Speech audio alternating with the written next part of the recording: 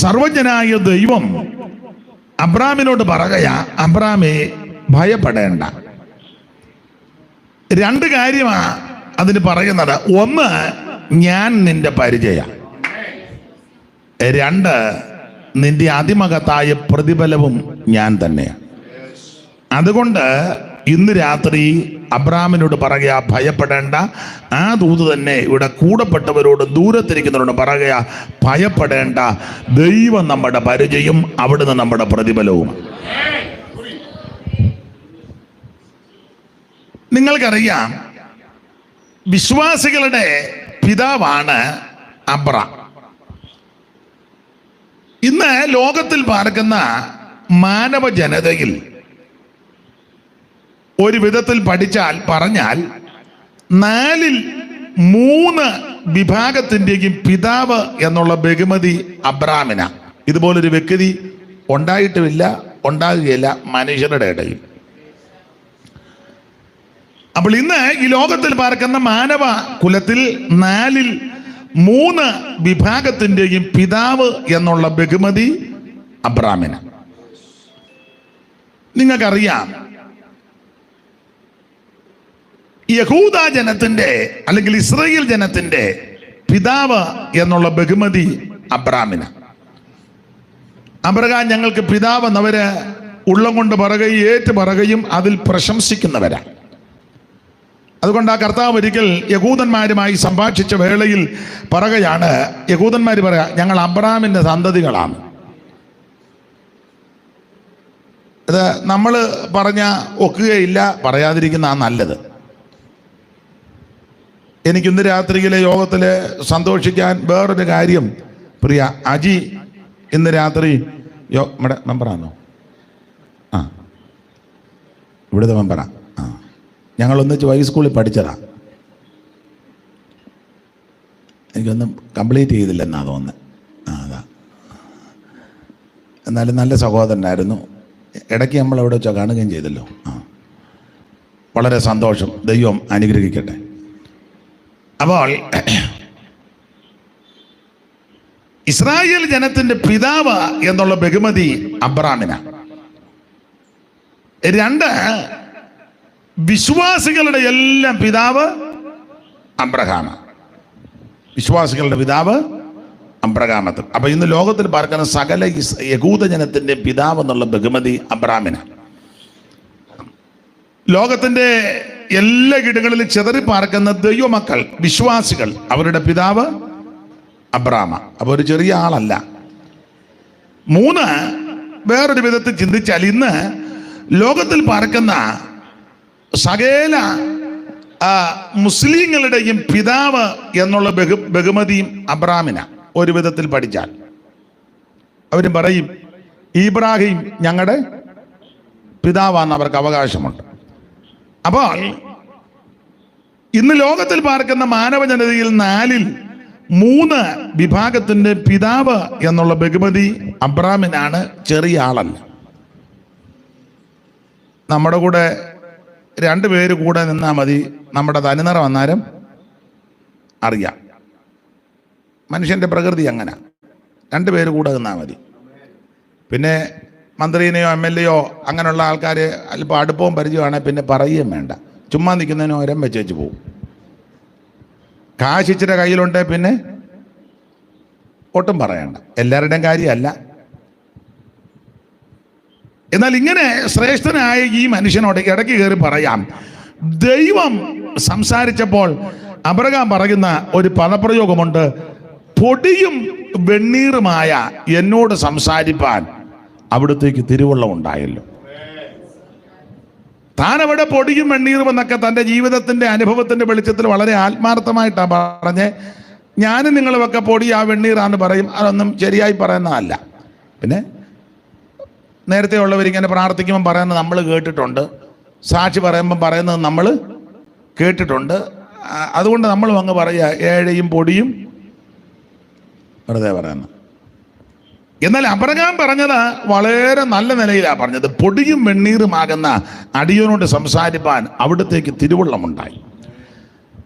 അപ്പോൾ അബ്രഹാം അത്രയ്ക്ക് ശ്രേഷ്ഠനായ മനുഷ്യനാണ്. നിങ്ങൾക്ക് വേദപുസ്തകം പഠിക്കുന്നവർക്കറിയാം, അബ്രഹാം എന്ന വ്യക്തിയെ പറ്റി വേദപുസ്തകത്തിൽ ആദ്യം കാണുന്നത് എവിടാന്ന് നിങ്ങൾക്കറിയാം. എവിടാ? അബ്രഹാം എന്ന വ്യക്തിയെ പറ്റി, അബ്രഹാമിനെ പറ്റി ധാരാളം നമ്മൾ പ്രസംഗം കേട്ടിട്ടുണ്ട്. പ്രാർത്ഥിക്കുമ്പോഴും ചിലർ പ്രാർത്ഥിക്കും അബ്രഹാമിൻ്റെ, ഇസഹാക്കിൻ്റെ, യാക്കോബിൻ്റെ ദൈവം എന്നൊക്കെ പറഞ്ഞ് പ്രാർത്ഥിക്കും. നല്ലതാ, അതൊന്നും മുടക്കുമൊന്നും വേണ്ട. എന്നാലും അബ്രഹാം എന്ന വ്യക്തിയെ പറ്റി വേദപുസ്തകത്തിൽ ആദ്യം കാണുന്നത് എവിടാ?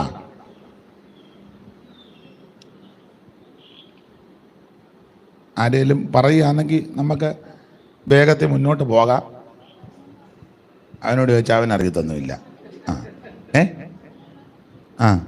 വാക്യം പറഞ്ഞ് റെഫറൻസ് പറഞ്ഞു തന്നോ? പിന്നെ രണ്ടുപേരും ഇടാണ്ട് പറഞ്ഞല്ലോ.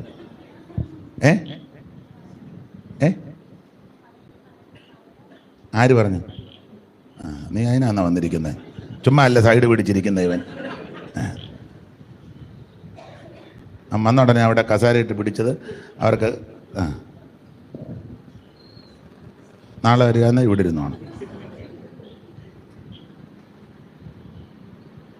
അപ്പൊ ശ്രദ്ധിക്കുക, അബ്രഹാം എന്ന വ്യക്തിയെ പറ്റി വേദപുസ്തകത്തിൽ ആദ്യം കാണുന്നത് ഉൽപ്പത്തി പുസ്തകം 11-ാം അധ്യായത്തിന്റെ 26. ഒന്ന് വായിച്ചു. തേരഹിന് 70 വയസ്സായപ്പോൾ അവൻ അബ്രാം, നാഹോർ, ഹാരാൻ എന്നിവരെ ജനിപ്പിച്ചു. അപ്പോൾ ശ്രദ്ധിക്കുക, വേദപുസ്തകത്തിൽ അബ്രാം എന്ന വ്യക്തിയെ പറ്റി ആദ്യം കാണുന്നത് ഉൽപ്പത്തി പുസ്തകം 11-ാം അധ്യായത്തിന്റെ 26. ഈ അബ്രാമിനെ ദൈവം വിളിച്ചു വേർതിരിച്ചു. അബ്രഹാമിന്റെ വിളിയെ പറ്റി പരാമർശിക്കുന്ന ഒരു പദം ബൈബിളിൽ, ഞാൻ അവനെ ഏകനായിട്ട് വിളിച്ചെന്നാണ്. ഞാൻ അവനെ ഏകനായിട്ട് വിളിച്ചു. വായിച്ച യെശയ്യാ പ്രവചനം 51-ാം അധ്യായത്തിന്റെ 2-ാം വാക്യം ഒന്ന് വായിച്ചാട്ടെ. യെശയ്യാവ് 51:2. നിങ്ങളുടെ പിതാവായ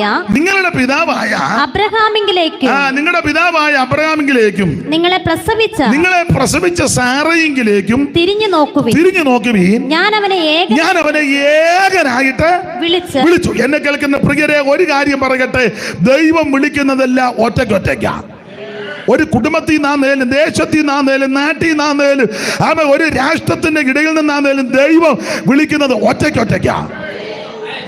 Praise the Lord. അപ്പോൾ അബ്രഹാമിനെ ഏകനായിട്ട് ദൈവം വിളിച്ചു. ഒന്നുകൂടെ വായിച്ചേ സിസ്റ്റർ ആ വാക്യം.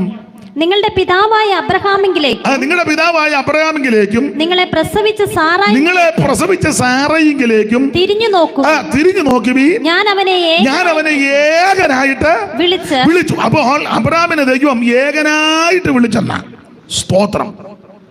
അങ്ങനെ പറയാൻ കാര്യം, നിങ്ങൾ ആ ഭാഗമെല്ലാം കൂടെ ചേർത്ത് പഠിച്ചാൽ അബ്രഹാമിന്റെ കുടുംബം ഒരു വലിയ മഹാകുടുംബമാണ്. നമ്മളും ഇപ്പോഴൊക്കെ അങ്ങനെ പുസ്തകത്തിലും ചില ഇതിലൊക്കെ വായിക്കുന്നുണ്ട്, ഞങ്ങളുടെ കുടുംബം മഹാകുടുംബമാണ്. പേരുമൊന്നും ഞാനിപ്പോൾ പറയുന്നില്ല. ഒരു പുസ്തകം ഒരിക്കൽ പ്രകാശനം ചെയ്തു. ആ പുസ്തകം ഞാൻ വായിച്ചു. അപ്പോൾ ആ പുസ്തകത്തിൽ ഇങ്ങനെയുള്ള പ്രയോഗങ്ങളാണ് കൊടുത്തിരിക്കുന്നത്. ഞാൻ ലൈവ് ഉള്ളതുകൊണ്ട് പറയുന്നില്ല, വെറുതെ അലോഗ്യം ഉണ്ടാക്കുന്നില്ല. അപ്പോൾ അബ്രഹാമിന്റെ കുടുംബം ഒരു വലിയ മഹാകുടുംബമാണ്. ഏതാണ്ട് 1800 ശിഷ്ടം അംഗങ്ങളുള്ള സോറി മാനെ കണ്ടില്ല, അവിടോട്ട് വെക്കുകയാണെങ്കിലേ അവിടെ വെച്ചോ. അപ്പൊ ശ്രദ്ധിക്കുക, ഏതാണ്ട് 1800 ശിഷ്ടം അംഗങ്ങളുള്ള ഒരു ബൃഹത്തായ കുടുംബമാണ് അബ്രഹാമിന്റെ കുടുംബം. അപ്പൊ അംഗബലമുള്ള, ആൾബലമുള്ള ധാരാളം അംഗങ്ങളുള്ളൊരു മഹാകുടുംബം. ആ കുടുംബത്തിൽ നിന്ന് ദൈവം ഒരുവനെ വിളിച്ചു വേർതിരിച്ചു. എന്നെ കേൾക്കുന്ന പ്രിയരെ, നിങ്ങളുടെ കുടുംബത്തിൽ അംഗങ്ങൾ ധാരാളം കാണും. മിടുക്കന്മാരും ഉന്നതന്മാരും ശ്രേഷ്ഠന്മാരും കഴിവുള്ളവരും വിദ്യാനിപുണന്മാരും എഞ്ചിനീയേഴ്സും ഡോക്ടേഴ്സും പ്രൊഫസേഴ്സും ഒക്കെ കാണും. വളരെ നല്ലത്. പക്ഷേ അവർക്കാർക്കും വെളിപ്പെടാത്ത സത്യമാ ദൈവം നിങ്ങൾക്ക് വെളിപ്പെടുത്തിയത്. അവരാരും അനുഭവിക്കാത്ത ആത്മീക സന്തോഷമാ ദൈവം നിങ്ങളുടെ കൃതജ്ഞങ്ങളിൽ തന്നിരിക്കുന്നത്. അവർക്ക് ലഭിക്കാത്ത പദവിയും ഭാഗ്യമാ ദൈവം നിങ്ങൾക്ക് തന്നിരിക്കുന്നത്. അതുകൊണ്ട് ആ അനുഭവത്തിൽ വന്ന ദൈവമക്കൾ ഓർത്തോർത്ത് ദൈവത്തിന് സ്തോത്രം ചെയ്യണം. Price the Lord. എടുത്തോ നീ എന്നെ നിന്നക്കായി, കൊടുത്തോ നീ നിന്നെ എനിക്കായി. എടുത്തോ നീ എന്നെ നിന്നക്കായി, കൊടുത്തോ നീ നിന്നെ എനിക്കായി. വാഴ്ത്തിടും സദനം പ്രിയാതവ നിത്യം പാടും കീർത്തനം ഞാൻ. വാഴ്ത്തിടും സദനം പ്രിയാതവ നിത്യം. ആമേൻ ചേർത്തതിനാൽ എന്നെ തിരുമാറിൽ കാത്തതിനാൽ എന്നെ വഴുതാതെ. ചേർത്തതിനാൽ എന്നെ തിരുമാറിൽ കാത്തതിനാൽ എന്നെ വഴുതാതെ. എടുത്തോ നീ എന്നെ നിനക്കായി, എടുത്തോ നീ എന്നെ നിനക്കായി, കൊടുത്തോ നീ നിന്നെ എനിക്കായി. വാഴ്ത്തിടും സദനം പ്രിയാതവ നിത്യം പാടും കീർത്തനം ഞാൻ. വാഴ്ത്തിടും സദനം പ്രിയാതവ നിത്യം പാടും കീർത്തനം ഞാൻ.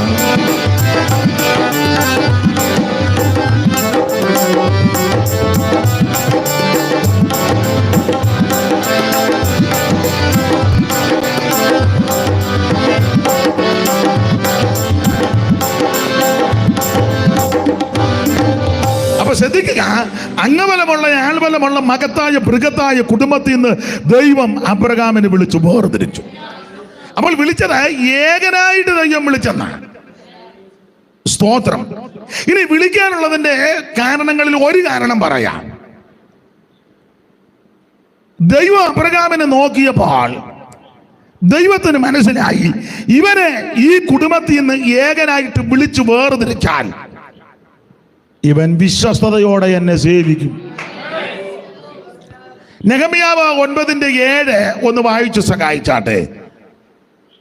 നെഹമ്യാവ് 9:7. സോറി, എനിക്ക് തെറ്റിയോ എന്നൊരു ഡൗട്ട് ഉണ്ട്. അബ്രാമിനെ അവനെ കൽദയ തിരഞ്ഞെടുത്തവനെ കൽദയ പട്ടണമായ ഊരിൽ നിന്ന് കൊണ്ടുവന്ന് അവന് അബ്രഹാം എന്ന് പേരിട്ട ദൈവമായ യഹോവ നീ തന്നെ. അപ്പൊ അബ്രഹാമിനെ തിരഞ്ഞെടുത്ത് അവന് കൽദയ പട്ടണമായ ഊരിൽ നിന്ന് കൊണ്ടുവന്ന് അവൻ അബ്രഹാം എന്ന് പേരിട്ട ദൈവമായ യഹോവ നീ തന്നെ. അടുത്തത്, നീ അവന്റെ ഹൃദയം. ശ്രദ്ധിച്ചേ, നീ അവന്റെ ഹൃദയം. ആരുടെ ഹൃദയം? അബ്രഹാമിന്റെ ഹൃദയം. അതാ വായിക്കുന്നത്, നീ അവന്റെ ഹൃദയം നിന്റെ മുമ്പാകെ വിശ്വസ്തമായി കണ്ടു എന്ന് പറഞ്ഞാൽ സർവജ്ഞനായ ദൈവം അബ്രഹാമിനെ ഈ കുടുംബത്തിൽ നിന്ന് ഏകനായിട്ട് വിളിച്ചു വേർതിരിക്കാൻ കാര്യം, ദൈവം തമ്പുരാൻ അബ്രഹാമിനെ നോക്കിയപ്പോൾ അവന്റെ ഹൃദയം, അവൻ സ്തോത്രം നോക്കിയപ്പോൾ അവൻ വിശ്വസ്തനാണെന്ന് കണ്ടു. നീ അവന്റെ ഹൃദയം നിന്റെ മുമ്പാകെ വിശ്വസ്തമായി കണ്ടു. എൻ്റെ ഭാഷയെ പറഞ്ഞാൽ അബ്രഹാമിനെ ദൈവം വിളിക്കാൻ നേരത്ത്, അവനെ തെരഞ്ഞെടുക്കാൻ നേരത്ത് ദൈവത്തിന് മനസ്സിലായി, ഈ കുടുംബത്തിൽ നിന്ന് ഇവനെ വിളിച്ചു വേർതിരിച്ചാൽ എന്ത് പ്രയാസങ്ങളും പ്രതിസന്ധികളും പ്രതികൂലങ്ങളും വന്നാൽ ഇവൻ ഇട്ടേച്ച് പോകത്തില്ല, വിശ്വസ്തയോടെ എന്നെ സേവിക്കും. എന്നെ കേൾക്കുന്ന ബഹുമാന്യരായ പ്രിയപ്പെട്ടവരോട് ഒരു കാര്യം ഓർപ്പിക്കട്ടെ. ജീവിതത്തിൽ പ്രശ്നങ്ങൾ വരാം, ബുദ്ധിമുട്ടുകൾ വരാം, ഞെരുക്കങ്ങൾ വരാം, കടഭാരങ്ങൾ വരാം, നിന്ദകളും ആക്ഷേപങ്ങളും അപമാനങ്ങളും പ്രതികൂലങ്ങളും പ്രതിസന്ധികളും പലവിധമാകുന്ന വിഷയങ്ങൾ വരാം. പൗലോസിന്റെ ഭാഷയിൽ പറഞ്ഞാൽ മാനാപമാനങ്ങൾ വരാം, ദുഷ്കീർത്തി സൽകീർത്തി വരാം, ഞെരുക്കങ്ങൾ വരാം, ആരോടും പറയാത്ത തിങ്ങി വിങ്ങുന്ന വിഷയങ്ങൾ ജീവിതത്തെ പിടിച്ച് കുലുക്കിയെന്ന് വരാം. പക്ഷേ ഇട്ടേച്ച് പുറകോട്ട് പോകരുത്, പിന്മാറരുത്, തളർന്നു പോകരുത്, ക്ഷീണിക്കരുത്, അവൻ നിരാശപ്പെട്ടു പോകരുത്. വിശ്വസ്തയോടെ ദൈവത്തെ സേവിക്കണം. Praise the Lord. വേദപുസ്തകത്തിന്റെ ഭാഷയെ പറയുമ്പോൾ ഒരു ഊണിന് ജ്യേഷ്ഠാവകാശം വിറ്റ അങ്ങനൊന്നും ആകരുത്. പട്ടിണി കിടന്നാലും പ്രമാണത്തിന് വേണ്ടി നിന്നോണം. പ്രതികൂലങ്ങൾ വന്നാലും ആമേൻ സ്തോത്രം, ഉപദേശത്ത് മാറ്റമൊന്നും വരുത്തരുത്. Praise the Lord. ആരെഴുതിയ പാട്ടാന്നൊക്കെ തർക്കം ഉള്ളത് കൊണ്ട് ഇന്ന ആടെ പാട്ടാന്ന് ഇപ്പം ഞാൻ പറയുന്നില്ല. കാരണം മൊത്തം തർക്കത്തിൽ ഇത് ഇപ്പം ഓരോരുത്തരെ ചത്ത് കഴിയുമ്പോൾ എൻ്റെ പാട്ടാന്നും പറഞ്ഞാൽ വരുന്നത്. എന്നാൽ ജീവിച്ചിരിക്കുമ്പം എൻ്റെ പാട്ടാന്ന് പറഞ്ഞാൽ ജീവിച്ചിരിക്കുന്നവരുടനെ തെളിവ് തരും. ഞാൻ എഴുതിയത് സന്ദർഭം ഇതിനാണ്. മരിച്ചു കഴിഞ്ഞാൽ ഇപ്പം മിക്കവരും പാട്ടുമായിട്ട്. അതുകൊണ്ടിപ്പം തർക്കത്തിന് ഞാൻ മുതിരുന്നില്ല. അതുകൊണ്ട് ആരെഴുതിയാണെന്നൊന്നും ഇപ്പം പാടുന്നില്ല, പറയുന്നില്ല. പക്ഷെ പാട്ടിൻ്റെ വരി നല്ലതാ. കൈപ്പുള്ള വെള്ളം കുടിച്ചിടിലും കൽപ്പന പോലെ നടം. ഓ കൈപ്പുള്ള വെള്ളം കുടിച്ചിടിലും നടം ഇടണം. ഏൽപ്പിക്കയിൽ അവൻ ശത്രു കയ്യിൽ തോർപ്പു. ഓ ഏൽപ്പിക്കയിൽ അവൻ ശത്രു കയ്യിൽ തോർപ്പു. അഴലേറും ജീവിതമരുവിൽ നീ തളരുകയോ ഇനി സകലേ. അഴലേറും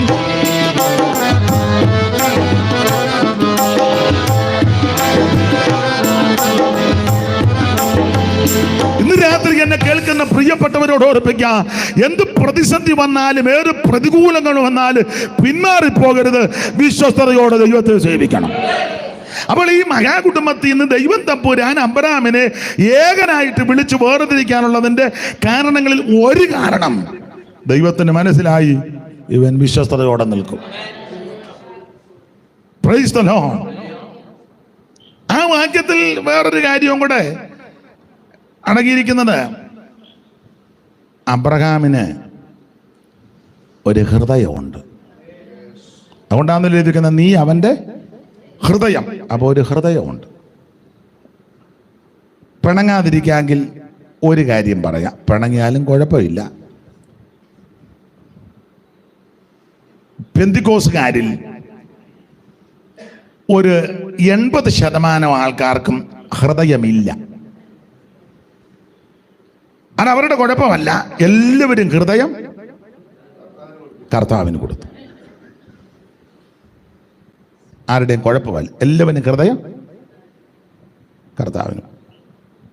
ചിലര് പറഞ്ഞു കേട്ട്, ഞാൻ 80കളിൽ എൻ്റെ ഹൃദയം കർത്താവിന് കൊടുത്തു. ഈ ഹൃദയം കർത്താവിന് കൊടുത്തിരിക്കുന്നതിന്റെ തെളിവ്,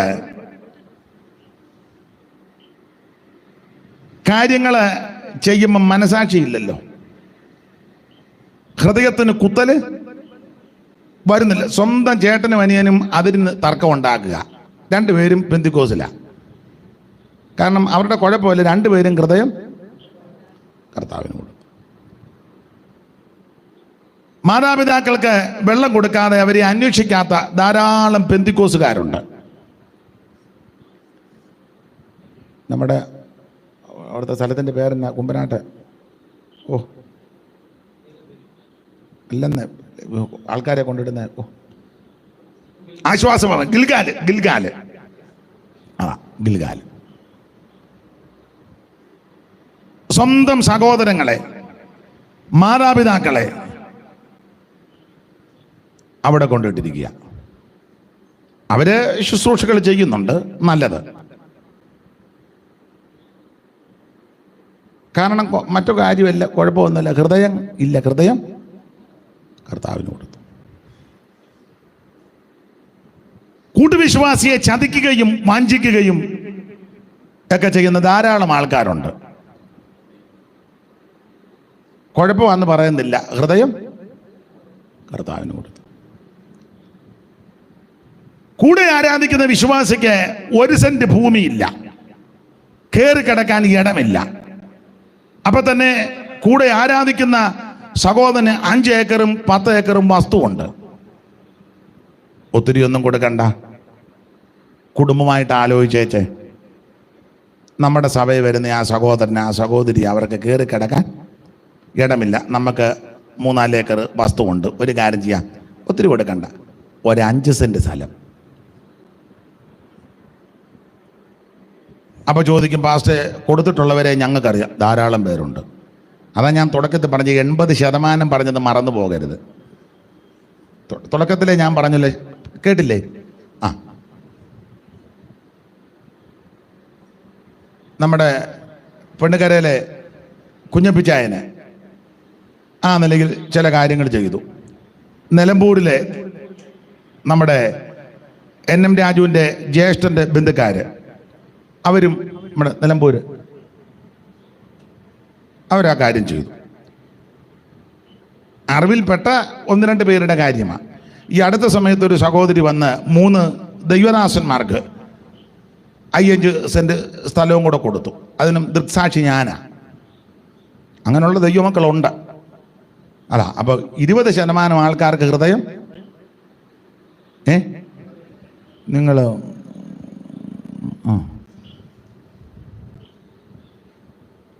80% ഹൃദയം ഇല്ല. അവരുടെ കുഴപ്പമല്ല, അവരെല്ലാം ഹൃദയം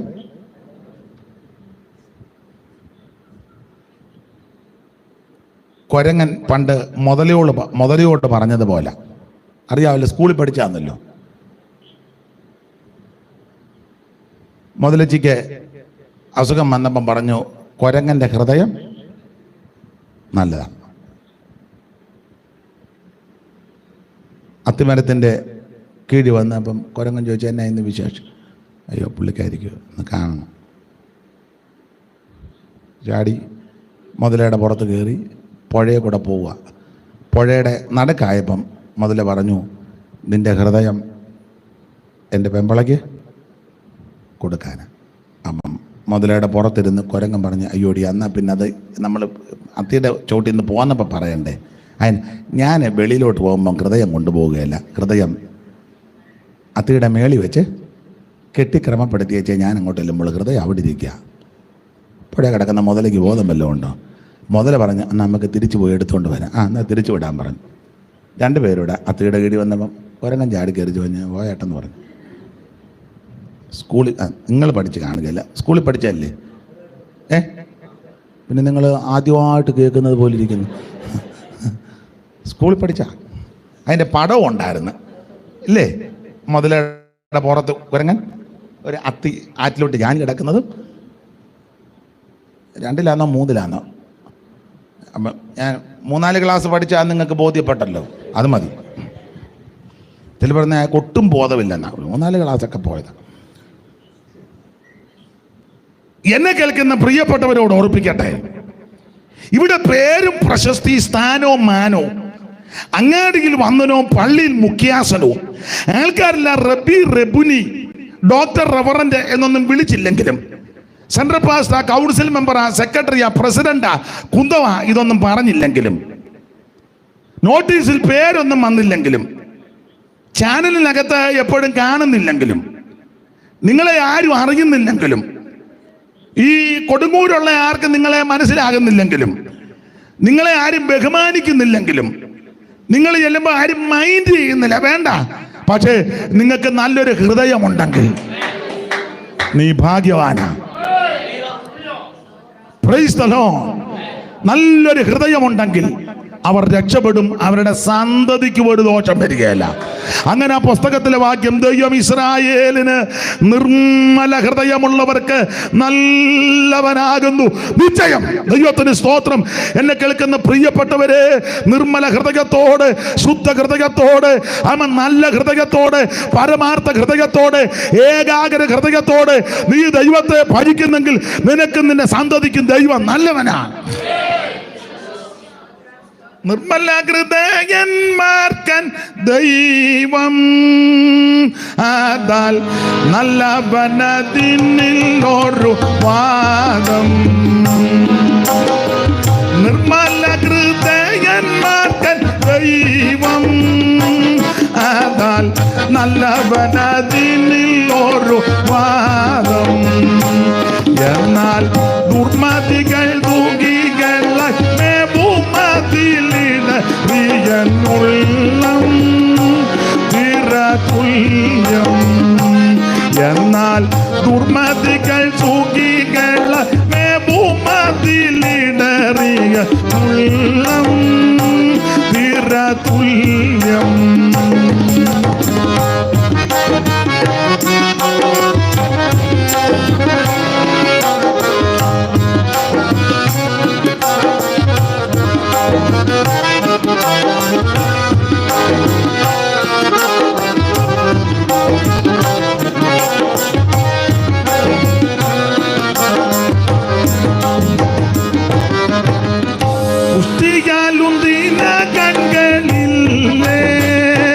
അവർ ഇഷ്ടമെല്ലാം സാധിച്ചിടുന്നില്ലേ? ഞാനോ കുറ്റമില്ലായ്മയിൽ എൻ്റെ കൈകളെ കഴുകിയത് വ്യർത്ഥം, തീരവ്യർത്ഥം. ഞാനോ കുറ്റമില്ലായ്മയിൽ എൻ്റെ കൈകളെ കഴുകിയത് വ്യർത്ഥം, തീരവ്യർത്ഥം.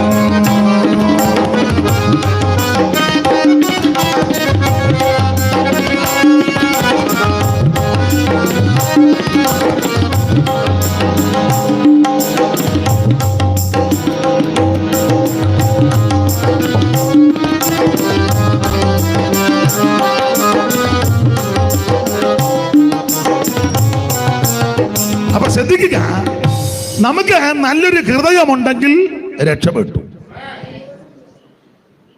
നമ്മുടെ കർത്താവും മോനെ ഇങ്ങോട്ട് ജെയ്സനെ തന്നെ നോക്കിയിരിക്കുക. മോന് ഇഷ്ടമായി ഇങ്ങനെ അല്ലയോ? ദൈവം അങ്ങനെ താല്പര്യമുണ്ട്, പഠിക്കണം. ദൈവം അനുഗ്രഹിക്കട്ടെ. എനിക്ക് എന്നാലും എന്നെയും കൂടെ ഒന്ന് നോക്കണം. അല്ല, കുഞ്ഞ് ഓരോരുത്തരുടെ അഭിരുചിക്ക് അനുസരിച്ച് വേണം അവരെ ആത്മീയത്തിൽ സ്തോത്രം. അത് താല്പര്യമാണ്. ഇത് പഠിക്കണം. പഠിച്ച് സെക്കുലർ പഠിത്തവും വേണം, ഇതും പഠിക്കണം. പഠിച്ച് മിടുക്കനായി കർത്താവിൻ്റെ വരവ് താമസിച്ചാൽ കർത്താവിന് വേണ്ടി നിന്നോണം. നമ്മുടെ അജിയുടെ മോനാന്നല്ലോ, ആ പാസ്റ്ററുടെ മോനാ. കണ്ണൻ്റെ മൂട്ടി കാളി ഉണ്ടാകുക. അപ്പൊ ശ്രദ്ധിക്കുക, നമ്മുടെ ഹൃദയം ഒരു നല്ല ഹൃദയമായിരിക്കണം. നമ്മുടെ കർത്താവ് തന്നെ പറഞ്ഞേ, ഹൃദയ ശുദ്ധിയുള്ളവർ ഭാഗ്യവാന്മാർ, അവരാ ദൈവത്തെ കാണുന്നത്. അതെ, നല്ലൊരു ഹൃദയമുണ്ടെങ്കിൽ രക്ഷപ്പെട്ടു. മറ്റുള്ളവരെ സ്നേഹിപ്പാൻ, കരുതുവാൻ, ആദരിപ്പാൻ, സ്തോത്രം, മറ്റുള്ളവന്റെ കഷ്ടതയിൽ കൂട്ടായ്മ കാണിക്കാൻ, യോബിന്റെ സ്നേഹിതന്മാര് പറഞ്ഞതുപോലെ സഹതപിപ്പാൻ, ചെന്നിരിക്കാൻ ഒക്കെ നല്ലൊരു ഹൃദയമുണ്ടെങ്കിൽ ചൂട്ടൻ രക്ഷപ്പെട്ടു. ഹൃദയത്തെ പറ്റി പ്രസംഗിക്കുന്നതിൽ നല്ലത് നല്ലൊരു ഹൃദയമുള്ളതാണ്. നല്ലൊരു ഹൃദയം. ഈ ഉപവാസ പ്രാർത്ഥനയിൽ പ്രസംഗിക്കാൻ വരുന്ന ദൈവദാസന്മാർക്ക് ഞാൻ ഉൾപ്പെടെ, അല്ല ഈ യോഗങ്ങളിൽ സംസാരിക്കുന്നവർക്കും കേൾക്കുന്നവർക്കും ഒരു നല്ല ഹൃദയം ഉണ്ടാകട്ടെ. ദൈവം അതിനെ കൃപ ചെയ്യട്ടെ. അപ്പൊ ശ്രദ്ധിക്കുക, അബ്രഹാമിനെ ദൈവം വിളിക്കാനുള്ളതിൻ്റെ പ്രധാനപ്പെട്ട കാരണങ്ങളിൽ ഒന്ന്, ദൈവത്തിന് മനസ്സിലായി ഈ കുടുംബത്തിൽ നിന്ന് ഇവനെ ഏകനായിട്ട് വിളിച്ചു വേർതിരിച്ചാൽ, ഒന്ന്, ഇവൻ വിശ്വസ്തയോടെ നിൽക്കും. രണ്ട്, നല്ല ഹൃദയമുണ്ട്. ധാരാളം കാര്യമുണ്ട്, ഒരു കാര്യം കൂടെ പറഞ്ഞാൽ ആ ഭാഗം വിടാം. മൂന്ന്, അബ്രഹാമിനെ വിളിക്കാനുള്ളതിൻ്റെ മൂന്നാമത്തെ ഒരു കാരണം, ആ പശ്ചാത്തല ഭാഗം പഠിച്ചാൽ അബ്രഹാം കൽദായ ജാതിയ. നിങ്ങൾ വേദപുസ്തകം പഠിക്കുമ്പോൾ കൽദായ ജാതിയുടെ വിശേഷതകൾ പലതുണ്ട്. അതെല്ലാം ഇപ്പോൾ എടുക്കുന്നില്ല, ഒരു പ്രയോഗം മാത്രം പറയാം. ഞാൻ ഉഗ്രതയും വേഗതയുമുള്ള ജാതിയായ കൽദായരെ വരുത്തുവന്ന. അപ്പൊ കൽദായ ജാതിയുടെ ഒരു വിശേഷത ഉഗ്രതയും വേഗതയും, നല്ല സ്പീഡപ്പാ. അപ്പം ദൈവത്തിന് മനസ്സിലായി, ഈ ചതഞ്ഞേന്ന് കിടക്കുന്നവന്റെ കുടുംബത്തിൽ നിന്ന് ഒരുത്തനെ വിളിക്കുന്നതിലും നല്ലത്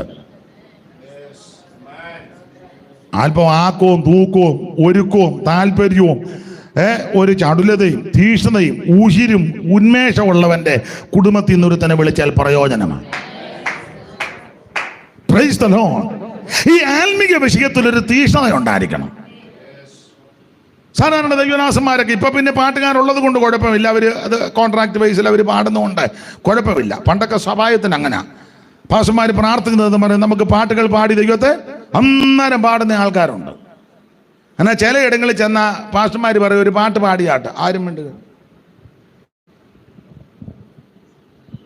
പിന്നെ പാസ്റ്റർ നോക്കി വെച്ചു ഒരു പാട്ട് പാട്, എന്നാലും പാടുക.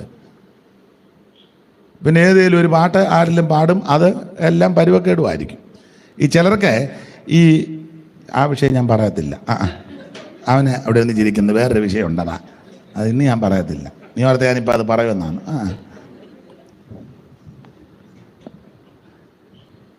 വേറെ വിഷയമുണ്ട്, ഞാൻ നാളെ പറയാം. ഈ ചിലർക്ക് ഇതിനെപ്പറ്റി വലിയ വെളിവൊന്നുമില്ല.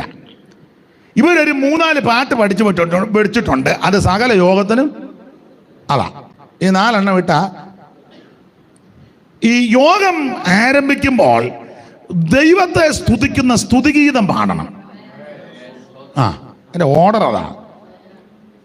അതിന് ആ പാഠപുസ്തകത്തിനകത്ത് ചില പുസ്തകത്തിൽ കിടമ്പോൾ യോഗാരംഭ ഗീതങ്ങൾ അല്ലെങ്കിൽ സ്തുതിഗീതങ്ങൾ തലക്കെട്ടുണ്ട്, അത് പാടണം. ഇന്നാളൊരു യോഗത്തിന് ചെന്നപ്പോൾ, ഇന്നാളല്ല കുറച്ചേറെ നാളായി ചെന്നപ്പോൾ, യോഗം അങ്ങോട്ട് തുടങ്ങിയപ്പോൾ പാട്ടുകാരിൽ ഒരാൾ പാടുക, എൻ്റെ യോഗം തുടങ്ങുക. തീരുന്ന സമയത്താന്നെ പിന്നെ അവർക്ക് യോഗം കഴിയുമ്പോൾ എന്തെങ്കിലും കാണുമെന്നാൽ പിന്നെ അത് വെച്ചങ്ങ് അറിയത്തില്ല, എല്ലാം കൊയറാണ്. ഒരു യോഗം ആരംഭിക്കുമ്പോൾ ദൈവത്തെ സ്തുതിക്കുന്ന സ്തുതിഗീതം പാടണം. സഭായോഗത്തിനും അങ്ങനെ തന്നെ. സഭായോഗം പ്രാർത്ഥിച്ച് ആരംഭിക്കുമ്പോൾ ദൈവത്തെ സ്തുതിക്കുന്ന സ്തുതിഗീതം പാടണം. ദൈവത്തിന് മഹത്വം കരയേറ്റുന്ന എത്ര നല്ല പാട്ടുകളുണ്ട്. എല്ലാവർക്കും കൂടെ ചേർന്ന് പാടാൻ പറ്റുന്ന, നീ കുത്തിയിരുന്ന് ഇപ്പം ഞങ്ങൾക്ക് ഞെരടി എഴുതുകയൊന്നും വേണ്ട, നല്ല ഭക്തന്മാരെഴുതിയ നല്ല പാട്ടുകൾ. സാധാരണ നമ്മൾ പഴയ പെന്തിക്കോസിലൊക്കെ അങ്ങനെ, പെന്തിക്കോസുകാർ ഇപ്പോഴും ഉണ്ട് ചിലർ, യോഗാരംഭ ഗീതങ്ങൾ. നിങ്ങൾക്കറിയാവുന്ന 2 എണ്ണം പറ.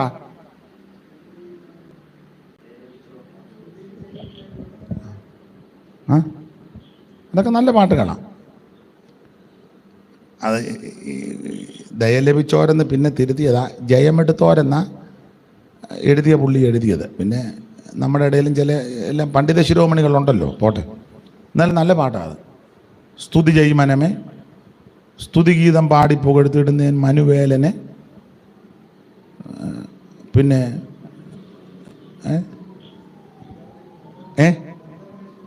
വന്ദനമേശു പര, വന്ദനമേശു രക്ഷകനെ നായകനെ, നല്ല നല്ല പാട്ടുകളുണ്ട്. എന്നാൽ ചിലയിടങ്ങളിൽ നമ്മൾ സഭായത്തിന് എന്നാൽ ഇവർ പാടുന്ന കേട്ടാൽ നമുക്കൂടെ അങ്ങ് ബുദ്ധിമുട്ട് വരും, അതറിയത്തില്ല. ഞാൻ ഇടയ്ക്ക് കയറി പറഞ്ഞതേ ഉള്ളൂ, സന്ദർഭം വന്നതുകൊണ്ട്. പോട്ടെ, ദൈവത്തെ സ്തുതിക്കണം, ദൈവത്തെ മഹത്വപ്പെടുത്തണം. ആമേൻ. നമുക്ക് ഒരു ദോഷവും വരികയില്ല. അപ്പോൾ ആത്മീക വിഷയത്തിൽ ചൂടും തുണയും വേണം. അതെ. അപ്പോൾ അബ്രഹാമിനെ ദൈവം ഈ കുടുംബത്തിൽ നിന്ന് വിളിക്കാനുള്ളതിൻ്റെ ഒരു കാരണം, അബ്രഹാമിന് സ്തോത്രം വിളിച്ചു വേർതിരിച്ചാൽ 1, ഇവൻ വിശ്വസ്തയോടെ എന്നെ ഭജിക്കും.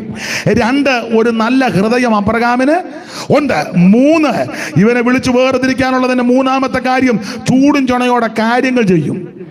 കാരണം കൽദയ ജാതി ഉഗ്രതയും വേഗതയുമുള്ള ജാതിയാ, ആരെ കൂസുന്ന മണ്ടുന്ന ജാതിയല്ല എന്ന് പറഞ്ഞാൽ ആത്മീകത്തിൽ തീക്ഷ്ണതയോട് ഇവൻ നിൽക്കും. Price the Lord. അങ്ങനെയാണ് ദൈവം അബ്രഹാമിനെ വിളിച്ചു വേർതിരിച്ചത്. അപ്പൊ ഈ വിളിച്ചപ്പോൾ ദൈവം പറഞ്ഞ് നീ ചില കാര്യങ്ങൾ വിടാൻ പറഞ്ഞു. 3 കാര്യം വിടാൻ പറഞ്ഞു. ദേശം, ചാർച്ച, പിതൃഭവനം. അബ്രഹാം ഇത് വിട്ട് പുറപ്പെടാൻ ദൈവം പറഞ്ഞു. അബ്രഹാം എല്ലാം ഒന്നും പൂർണ്ണമായിട്ടും വിട്ടില്ല. ഞാൻ അധികം വിവരിക്കുന്നില്ല. ആ ഭാഗം പഠിക്കുമ്പോൾ അബ്രഹാം ദേശത്തിൽ നിന്ന് ഇങ്ങോട്ട് പോന്നു. പക്ഷെ ചാർച്ചക്കാരെ പിതൃഭവനത്തെ ഒന്നും വിട്ടിട്ടില്ല. ചാർച്ചക്കാരുടെ പ്രതിനിധിയായിട്ടാ ലോത്ത് കൂടെ നിൽക്കുന്നത്. പിതൃഭവനത്തിന്റെ പ്രതിനിധിയായിട്ട് ഹാരാൻ വരെ അപ്പനും ഉണ്ടായിരുന്നു. ഹാരാൻ എന്ന വാക്കിന്റെ ഒരർത്ഥം വരൾച്ച. ചിലരുടെ ജീവിതത്തിലെ വരൾച്ച മാറുന്നില്ല. അതിനൊരു കാരണം പറയാം, ഞാൻ എന്നെയും കൂടെ പ്രതിയാക്കി പറയുക. നിന്റെ അല്ലെങ്കിൽ എൻ്റെ ജീവിതത്തിലെ വരൾച്ച മാറാത്തതിൻ്റെ കാരണം ആമൻ വിടേണ്ടത് വിടാതെ ആമൻ സ്തോത്രം ചെല്ലേണ്ട സ്ഥലത്ത് നമ്മൾ ചെല്ലണം. ഇടയ്ക്ക് താവളമടിച്ചാൽ ആമൻ വരൾച്ച മാറുകയില്ല. അപ്പോൾ അബ്രഹാമിനെ ദൈവം വിളിച്ചു വേർതിരിച്ചു. അബ്രഹാം ദൈവത്തിന്റെ വിളി കേട്ടിറങ്ങി. അബ്രഹാമിന്റെ വിളി ശ്രേഷ്ഠമാണ്. അങ്ങനെ ഇറങ്ങി യാത്ര ചെയ്തു. ഇനി ആ 11-ാം അധ്യായത്തിന്റെ 26 മുതലുള്ള തിരുവെഴുത്ത് വായിച്ചേ. 11:26 മുതൽ. തേരഹിന് 70 വയസ്സായപ്പോൾ അവൻ തേരഹിന് 70 വയസ്സായപ്പോൾ അബ്രാം നാഗോർ ഹാരാൻ എന്നിവരെ ജനിപ്പിച്ചു. അടുത്തത് തേരഹിന്റെ വംശപാരമ്പര്യമാവിത് തേരഹ് അബ്രാമിനെയും നാഗോറിനെയും ഹാരാനും ജനിപ്പിച്ചു. എന്നാൽ ഹാരാൻ ലോത്തിനെ ജനിപ്പിച്ചു. അടുത്തത് എന്നാൽ ഹാരാൻ തന്റെ ജന്മദേശത്ത് വെച്ച് കൽദയരുടെ ഒരു പട്ടണമായ ഊര് വെച്ച് തന്റെ അപ്പനാകുന്ന തേരഹിന് മുന്നേ മരിച്ചുപോയി. അടുത്തത് അബ്രാമും നാഹോറും ഭാര്യമാരെ എടുത്തു. അബ്രാമിന്റെ ഭാര്യയ്ക്ക് സാറായി എന്നും നാഹോറിന്റെ ഭാര്യയ്ക്ക് മിൽക്ക എന്നും പേര്. അടുത്തത് ഇവൾ മിൽക്കായുടെയും ഇസ്കയുടെയും അപ്പനായ ഹാരാന്റെ മകൾ തന്നെ. അടുത്തത് സാറായി മച്ചിയായിരുന്നു, അവൾക്ക് സന്തതി ഉണ്ടായിരുന്നില്ല. അടുത്തത് തേരഹ് തന്റെ മകനായ അബ്രാമിനെയും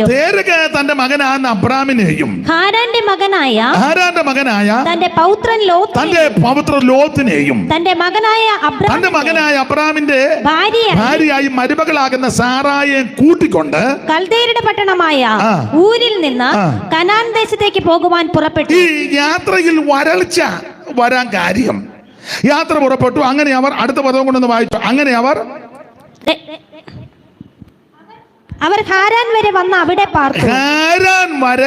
അവിടെ പാർത്തു. അപ്പൊ ശ്രദ്ധിക്കുക, ഹാരാൻ എന്ന വാക്കിന് കൊടുത്തിരിക്കുന്ന ഒരർത്ഥം വരൾച്ച. വിളി കേട്ട് ഇറങ്ങിയ അബ്രഹാം ഇപ്പൊ എവിടാ വന്ന് പെട്ടിരിക്കുന്നേ? ഹാരാൻ. വാക്കിന്റെ അർത്ഥം വരൾച്ച. അപ്പൊ അങ്ങനെ മറുപടി പറയണം. എന്നോട് അർത്ഥം വെച്ച് മറുപടി പറയണം. ദൈവത്തിന്റെ വിളി കേട്ട് ഇറങ്ങി യാത്ര ചെയ്തവൻ ഇപ്പം വന്ന് പെട്ടിരിക്കുന്നത് വരൾച്ചയ്ക്കകത്ത. വരൾച്ച അതിനാ കാരണം. ആരാ വിളിച്ചത്? ഏത് ദൈവം? ഏത് ദൈവം? ഉറക്കം പറ. നിങ്ങൾ ആലോചിക്കുക, ആരുടെ പേരാ ഇപ്പൊ പറയേണ്ടെന്നായിരിക്കും. ഏകസത്യ ദൈവമേയുള്ളൂ ഭൂവാസികളെ, ഏകസത്യ ദൈവമേയുള്ളൂ ഭൂവാസികളെ, ഏകസത്യ ദൈവമേയുള്ളൂ.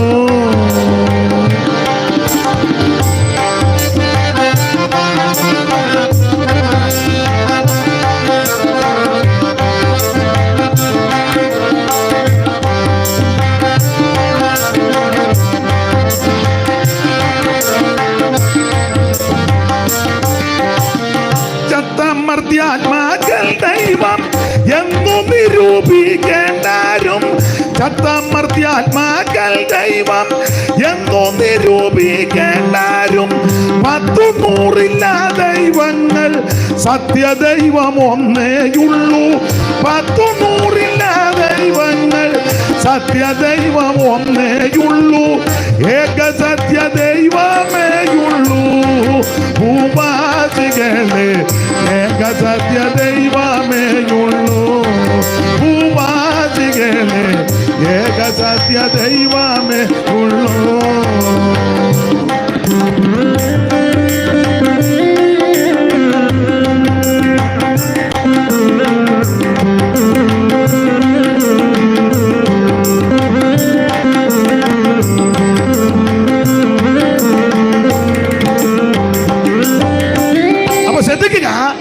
സർവജ്ഞനായ ദൈവം അബ്രഹാമിനെ വിളിച്ചു. നിത്യനായ ആമൻ, സർവജ്ഞനായ സർവശക്തനായ നിത്യദൈവം. ബൈബിളിൽ കൊടുത്തിരിക്കുന്ന ഒരു പ്രയോഗം ഇങ്ങനെ, തേജോമയനായ ദൈവം. അങ്ങനെ നിങ്ങൾ അപ്പോസ്തല പ്രവർത്തകരുടെ പുസ്തകം 7-ാം അധ്യായത്തിൻ്റെ 1-2 വാക്യങ്ങൾ സഹോദരി മൈക്ക് കൂടെ വായിച്ച് സഹായിച്ചാട്ടെ. ഇത് ഉള്ളത് തന്നെയോ എന്ന് മഹാപുരോഹിതൻ ചോദിച്ചതിന് അവൻ പറഞ്ഞത്, സഹോദരന്മാരും പിതാക്കന്മാരുമായുള്ള പുരുഷന്മാരെ കേൾക്കുവീൻ. നമ്മുടെ പിതാവായ അബ്രഹാം, സ്തേഫാനോസിന്റെ പ്രഥമ പ്രസംഗം അങ്ങോട്ട് തുടങ്ങുക. നമ്മുടെ പിതാവായ അബ്രഹാം ഹാരാനിൽ വന്ന് പാർക്കുന്നതിന് മുൻപ് മെസൊപ്പൊട്ടോമിയയിൽ ഇരിക്കുമ്പോൾ തന്നെ തേജോമയനായ ദൈവം മതി. അപ്പൊ അബ്രഹാമിനെ വിളിച്ചത് ആരാ? ഈ വാക്യത്തിന്റെ വെളിച്ചത്തിൽ തേജോമയനായ ദൈവം. അവിടുന്ന് തേജോമയനാ. നമ്മളതുകൊണ്ട് ദൈവത്തിന് തേജസ് ഒന്നും ഉണ്ടാക്കി ദൈവത്തിനെ പൗഡർ ഇടിക്കൊന്നും വേണ്ട. കുട്ടിക്കൂറ പൗഡർ ദൈവത്തിന് എന്തിനാടാ കുട്ടിക്കൂട? പണ്ട് കടന്നുപോയ നയനാർ ചോദിച്ച പോലെ ദൈവത്തിന് എന്തിനാ ഭാറാവുകാരൻ? ചോദിച്ചല്ലയോ ദൈവത്തിന്? യേശുവിൻ്റെ കൈയിരിക്കുന്നതിൻ്റെ മേളിലൊരു കമ്പി വെച്ച് അവിടെ വെച്ചിരിക്കുക കാന്തം. അതിന് ആദ്യത്തെ ഇടി യേശുവിനെ ഏക്കരുതെന്ന്. തുലാമഴയ്ക്കൊക്കെ അതിന് മുന്നേ ഇടി വെട്ടുവേ. അതിന് യേശുവിൻ്റെ തലയുടെ മണ്ടേ കാന്തം. അതിന് അവറാച്ച യേശുവിന് ഇടിയാച്ചേക്കാൻ സാധ്യത. ഞങ്ങളുടെ ആനണി സാർ പണ്ട് നമ്മുടെ ചാനാശ്ശേരി നൂണ്ടിയാലും കടന്നുപോയ ആനണി സാർ പണ്ട് പറയായിരുന്നു പരിശോധന, ഇടിവെട്ടിക്കുന്ന ദൈവത്തിന് എന്തിനാണ് നിന്റെ വെടി? ദൈവത്തിന് 2 വെടി. ദൈവത്തിനാരും തേജസ് ഒന്നും ഉണ്ടാക്കണ്ട. അവിടുന്ന് തേജോമയനാണ്. ദൈവത്തിനാരും കൊണ്ട് വിളക്കം കത്തിച്ച് വെക്കണ്ട. അവിടുന്ന് വെളിച്ചമാണല്ലോ. സ്തോത്രം. ദൈവത്തിനാരും കൊണ്ട് തുണിയും കൊടുക്കണ്ട. അയ്യോ ദൈവം തുണിയില്ലായിരിക്കുക, എന്നാ 3-4 മീറ്റർ തുണി. അവിടുന്ന് തേജോമയനല്ലേ. പിന്നെ നമ്മുടെ ചില ആൾക്കാർ ചില പ്രസംഗിച്ച് വരുമ്പോൾ ചില പ്രയോഗം പറയുമ്പോൾ നമുക്കും ചിലപ്പോൾ തോന്നിപ്പോകും പുള്ളിക്ക് ഇടയ്ക്കിടയ്ക്ക് വസ്ത്രമൊന്നും ഇല്ലെന്നാ നമുക്ക് തോന്നും. ചില പറയത്തില്ലേ, ഇന്ന് രാത്രിയിൽ തേജോമയനായ ദൈവം തേജസ് വാരി ചുറ്റി നമ്മുടെ നടുവിൽ. ഇപ്പോൾ ഞങ്ങളുടെ യോഗത്തിന് പോയപ്പോൾ ഇതെല്ലാം അഴിഞ്ഞു പോയി. പുള്ളി സമയം പോകണ്ടല്ലോ അങ്ങോട്ട് വാരി ചുറ്റി പെട്ടെന്ന് ഇങ്ങോട്ട്. അല്ല, എനിക്കങ്ങ് തോന്നിപ്പോക, എൻ്റെ അജ്ഞത കൊണ്ടാണോ എന്നറിയത്തില്ല. ദൈവം തേജസ് വാരി ചുറ്റി നമ്മുടെ നടുവിൽ കൂടെ. കാരണം നേരത്തെ ഏതോ യോഗത്തിന് പോയപ്പോൾ പുള്ളിയുടെ തുണിയെല്ലാം തേജസ് എല്ലാം പോയി. പിന്നെ സമയം പോകേണ്ട പുള്ളിയെല്ലാം കൂടെ വാരി ചുറ്റി. ഞങ്ങൾ അല്പം വൈകിയത് ഇതെല്ലാം ഇണക്കാൻ. നാളെ വരികയല്ലേ നീ? നാളെ കാണുകയല്ലേ? ആരും വരികയല്ലേ? അപ്പം നാളെ ഇടയ്ക്ക് വന്ന് കയറി ഒപ്പിക്കുകയല്ല. ഇതൊക്കെ ഇവിടെ തന്നെ മിക്കാറും വെക്കും, അല്ലെങ്കിൽ നേരത്തെ വരും. ഇന്ന് നിങ്ങളൊന്ന് ക്ഷമിക്കണം, ഇപ്പം വൈകിപ്പോയത് കൊണ്ടാണ്. നിങ്ങൾ ചിന്തിക്കരുത്, നല്ല അന്തരീക്ഷത്തിലായിരുന്നു എല്ലാം കൂടെ കയറി വന്നതെല്ലാം കൂടെ അങ്ങോട്ടും ഇങ്ങോട്ടും വലിച്ച്. ഒന്ന് ക്ഷമിക്കുക, നാളെ ആവർത്തിക്കുകയല്ല ദൈവം അനുവദിച്ച. അവിടുന്ന് തേജോമയനായ ദൈവമാണ്. നാം സ്തുതിച്ചാലും സ്തുതിച്ചില്ലെങ്കിലും ദൈവത്തിന്റെ മഹിമയ്ക്ക് വ്യത്യാസം ഉണ്ടാകുകയല്ല. നാം ആരാധിച്ചാലും ആരാധിച്ചില്ലെങ്കിലും അവിടുത്തെ പ്രഭയ്ക്കൊരു കുറവും വരികയല്ല. നാം സ്തുതിച്ചാലും സ്തുതിച്ചില്ലെങ്കിലും അവിടുന്ന് തേജോമയം തന്നെ. ഗതിഭേദങ്ങളുടെ ആച്ഛാദനമൊന്നും ദൈവത്തിനില്ല. നിത്യനായ ദൈവം, സർവശക്തനായ ദൈവം, ഏകനായ ദൈവം, മഹാത്ഭുതങ്ങളെ പ്രവർത്തിക്കുന്ന ദൈവം, സർവജ്ഞനായ ദൈവം, സർവശക്തനായ ദൈവം, അവിടുന്ന് സർവവ്യാപിയായ ദൈവം, സർവത്തെയും നിയന്ത്രിക്കുന്നവൻ, സർവത്തെയും ഭരിക്കുന്നവൻ. ഇന്ന് രാത്രി എന്നെ കേൾക്കുന്ന ദൈവത്തിന്റെ പൈതലേ, നിന്നെ വിളിച്ച ദൈവം വിശ്വസ്തനായ ദൈവമാ. നിന്നെ വിളിച്ച ദൈവം തേജോമയനായ ദൈവമാ. നിന്നെ രക്ഷിച്ച ദൈവം തേജസ്സുള്ള ദൈവമാ. നിനക്കല്പം തേജസ് കുറഞ്ഞാലും നിന്നെ വിളിച്ച ദൈവം തേജസ്സുള്ള ദൈവമാ. നിനക്കല്പം പരിജ്ഞാനം കുറവാന്നേലും നിന്നെ വിളിച്ച ദൈവം പരിജ്ഞാനമുള്ളവനാ. പത്രോസ് പറയുക, തന്റെ മഹത്വത്താലും വീര്യത്താലും നമ്മെ വിളിച്ചവന്റെ പരിജ്ഞാനത്താൽ അവന്റെ ദിവ്യ ശക്തി ജീവന് പ്രകൃതിക്ക് വേണ്ടിയതല്ല നിനക്ക് ദാനം ചെയ്തിരിക്കുക. നിനക്ക് പരിജ്ഞാനക്കേടുണ്ടെങ്കിലും വിളിച്ച ദൈവം പരിജ്ഞാനമുള്ളവനാ. നിനക്ക് അറിവുകേടുണ്ടെങ്കിലും നിന്നെ വിളിച്ച ദൈവം അറിവുള്ള ദൈവമാണ്.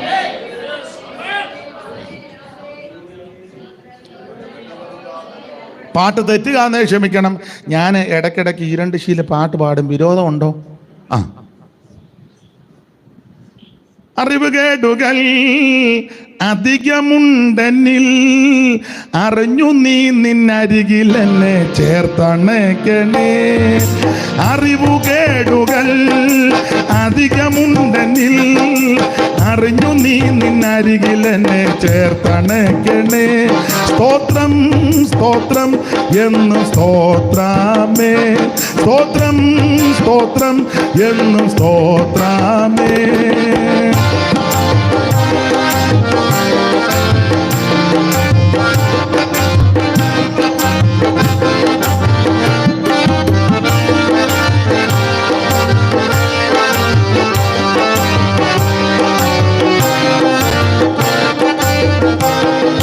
സേനയാലല്ല സ്നേഹത്താലത്രേ ജയകിരീടം അണിഞ്ഞു വാഴും രാജൻ നീയല്ലോ.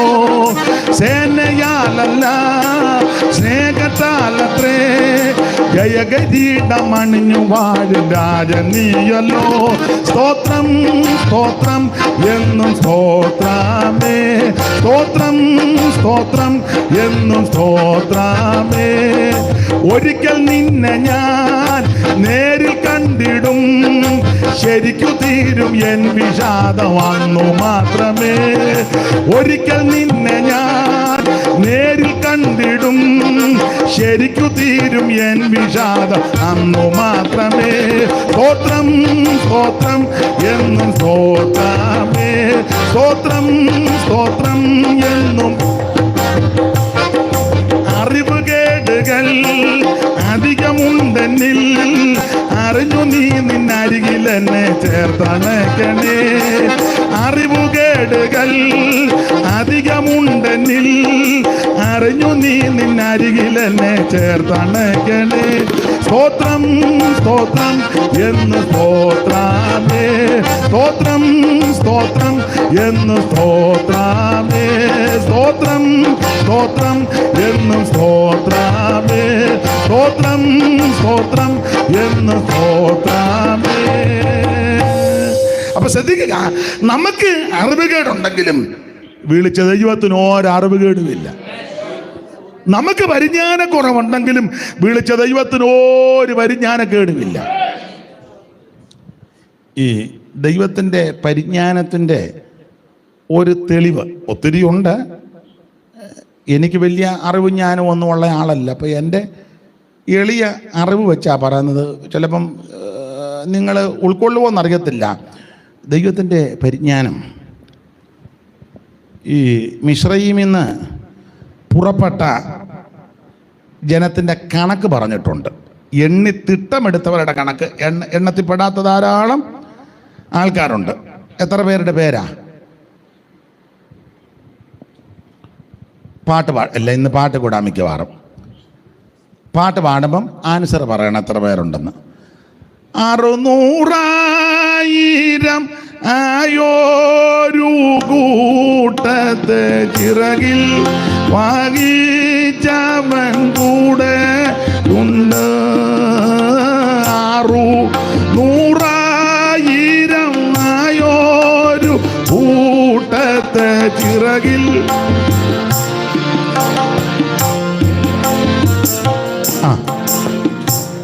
അപ്പൊ 600,000 എത്ര ആൾക്കാര്? വാക്യം കണ്ടല്ലയോ? ഞാൻ കണ്ട് തപ്പിയെടുക്കുന്നത്. മിടുക്കൻ, ദൈവം അനുഗ്രഹിക്കട്ടെ. അപ്പൊ കാലാള് തന്നെ പുരുഷന്മാരെല്ലാം കൂടെ 6 ലക്ഷം. പിന്നെ പെണ്ണും പെടക്കോടിയും പെറുങ്ങണിയും എല്ലാം കൂടെ 30 ലക്ഷം ഒന്നും അല്ല, ഇഷ്ടം പോലെ. എൻ്റെ ഭാഷ പറഞ്ഞ 30, 50 ഒന്നും ആയിരിക്കുകയല്ല. ആണോ? യോടി ന്യായമായൊരു കണക്കെടുത്ത് പുരുഷന്മാർ തന്നെ 6 ലക്ഷം. പഴയ കണക്കാണെങ്കിൽ എണ്ണം കൂടും. ഒരു പുരുഷൻ ഒരു ഭാര്യയെ വെച്ച് കൂട്ടപ്പോൾ എത്രയാ? അന്ന് ഒന്ന് വെച്ചാന്നോ? അന്നത്തെ കാലത്ത് നല്ല ചേലായി. അല്ല, ഒന്ന് വെച്ചങ്ങ് കൂട്ട്. അങ്ങനെ ആകുമ്പോൾ തന്നെ 12. ഇന്നത്തെ കണക്കനുസരിച്ച് 2 പിള്ളേരെ വെച്ച് കൂട്ടിക്കേ.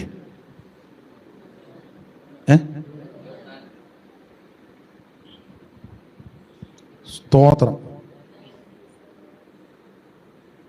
അന്ന് 2 ആ ചേലായി. ഒരുത്തിന് 70 പിള്ളേരെന്ന് എഴുതി വെച്ചേക്കുന്നു. അതൊക്കെ കൂട്ടിയായി ഇവിടെങ്ങും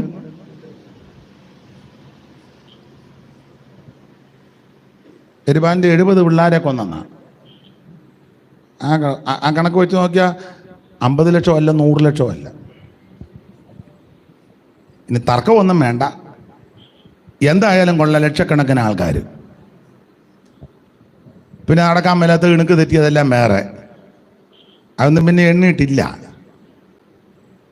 എന്തായാലും കൊള്ളാൻ ലക്ഷക്കണക്കിന് ആൾക്കാരാണ്. ഇവരെല്ലാം കൂടെ മോശയുടെ നേതൃത്വത്തിൽ ഇവർ യാത്ര ചെയ്ത് മരുഭൂമിയിലേക്ക് കയറി. യാത്രയാണ്. ദൈവത്തിൻ്റെ പരിജ്ഞാനം വെളിവാക്കിയ ഒരു കാര്യം പറയാം. ഒത്തിരി ഉണ്ട്. ഒരു കാര്യം തമ്പുരാൻ കൽപ്പന കൊടുത്തവൻ പറഞ്ഞൊരു കാര്യം ചെയ്യും. രാവിലെ മന്ന, വൈകുന്നേരം ഇറച്ചി, പാറയിന്ന് വെള്ളം. അപ്പം ഭക്ഷണ പദാർത്ഥ പാനീയങ്ങൾക്ക് ഒരു പഞ്ഞു ഇടങ്ങഴി വെച്ചാ നല്ല പെരുക്കുന്നത്. ഭക്ഷണം കഴിച്ചാൽ മറ്റ് പ്രക്രിയകളും നടക്കണമല്ലോ. അങ്ങനെ ആണല്ലോ ശരീരം, അത് അത്യാവശ്യവുമാണല്ലോ. ഇവരാന്ന് യാത്ര ചെയ്തു പോവുകയും ചെയ്യുക. അതുകൊണ്ട് പരിജ്ഞാനമുള്ള ദൈവം പറഞ്ഞു, നിന്റെ ആയുധത്തിൻ്റെ കൂട്ടത്തിൽ പാര വെക്കാനല്ല, ഒരു പാര വേണം. പരിജ്ഞാനം കണ്ടോ? നിങ്ങൾ യാത്ര ചെയ്യുമ്പോൾ രാവിലെ മന്ന കഴിക്കും, വൈകിട്ട് കാടപ്പക്ഷി കൊണ്ട് ഇതൊക്കെ ഭക്ഷിക്കുമ്പോൾ ശരീരത്തിൻ്റെ പ്രകൃതി അനുസരിച്ച് മറ്റ് പ്രക്രിയകൾ നടക്കണം. അപ്പം അത് നടക്കുമ്പോൾ ലക്ഷക്കണക്കിന് ആൾക്കാർ കടന്നു പോകുക. മറ്റ് മാരക രോഗവും പകർച്ചവ്യാധിയും വരരുത്. അതിന് പരിജ്ഞാനമുള്ള ദൈവം പ്രമാണം കൊടുത്ത് ഒരു പാര ഉണ്ടായിരിക്കണം. അങ്ങനെ ആ പുസ്തകത്തിൽ ബാഹ്യത്തിന് പുറപ്പെടുമ്പോൾ ആ കയ്യിലൊരു പാര ഉണ്ടായിരിക്കണം. അമേധ്യം അല്ലെങ്കിൽ വർജ്യവസ്തുക്കൾ അത് പാര കൊണ്ട് കുഴിയെടുത്ത് കുഴിക്കകത്ത് മൂടി ക്രമപ്പെടുത്തി വേണം യാത്ര ചെയ്യാൻ. ദൈവത്തിന്റെ പരിജ്ഞാനം എത്ര ശ്രേഷ്ഠമാണ്. ഇപ്പൊ നമ്മുടെ ഈ പാരയുണ്ട്, അത് മുമ്പേ പറഞ്ഞ കാര്യത്തിനൊന്നുമല്ല. അടുത്തിരിക്കുന്ന കുഞ്ഞുഞ്ഞിന് വെച്ചേച്ച് അനങ്ങാതിരിക്കുക. Glory, hallelujah. ഇടയ്ക്ക് നോക്കും വെച്ച പാര, ഹാലേലൂ. അതാണ് ഇപ്പൊ ഇരിക്കുന്ന പാര. ആട്ടെ, വിവരിക്കുന്നില്ല. നമുക്ക് പരിജ്ഞാനമില്ലെങ്കിലും വിളിച്ച ദൈവം പരിജ്ഞാനമുള്ളവനാ. നിന്റെ ജീവിതത്തിൽ അറിവുകളുടെ പലതുണ്ട്, പക്ഷെ വിളിച്ച ദൈവം അറിവുള്ളവനാ. അതാ പത്രോസ് പറഞ്ഞ, തൻ്റെ മഹത്വത്താലും വീര്യത്താലും നമ്മെ വിളിച്ചവന്റെ പരിജ്ഞാനത്താൽ അവന്റെ ദിവ്യ ശക്തി പ്രിയരെ ജീവനും ഭക്തിക്കും വേണ്ടിയതല്ല നിനക്ക് ദാനം ചെയ്തിട്ടുണ്ട്. ആ വാക്യം ഞാൻ ഇങ്ങനാ പറയുന്നത്, നീ ദൈവശക്തികൾ നന്നായിട്ട് നിറഞ്ഞാൽ മതി, അതിനകത്ത് നിനക്ക് ജീവനും ഭക്തിക്കും വേണ്ടിയതെല്ലാം ഉണ്ട്. ഒന്നുകൂടെ മനസ്സിലാകുന്ന ഭാഷ പെന്തിക്കോസുകാരോട് പറയാ, നീ ആത്മാവിൽ നന്നായിട്ടൊന്ന് നിറഞ്ഞ്, നീ ആത്മാവിൽ നല്ലതുപോലെ ദൈവത്തെ മഹത്വപ്പെടുത്തേക്ക്, ആത്മശക്തിയിൽ നല്ലതുപോലെ ഒന്ന് നിറഞ്ഞ്, അതിനകത്ത് നിനക്ക് വേണ്ടതെല്ലാം ഉണ്ടെന്ന്. ജീവനും ഭക്തിക്കും വേണ്ടിയതല്ല, ആത്മശക്തികൾ ദൈവത്തെ. അതുകൊണ്ട് ഞാൻ എപ്പോഴും സഭയിൽ പറയുന്നത്, സഭയിലുള്ള എല്ലാവരും അഭിഷേകം പ്രാപിക്കണം.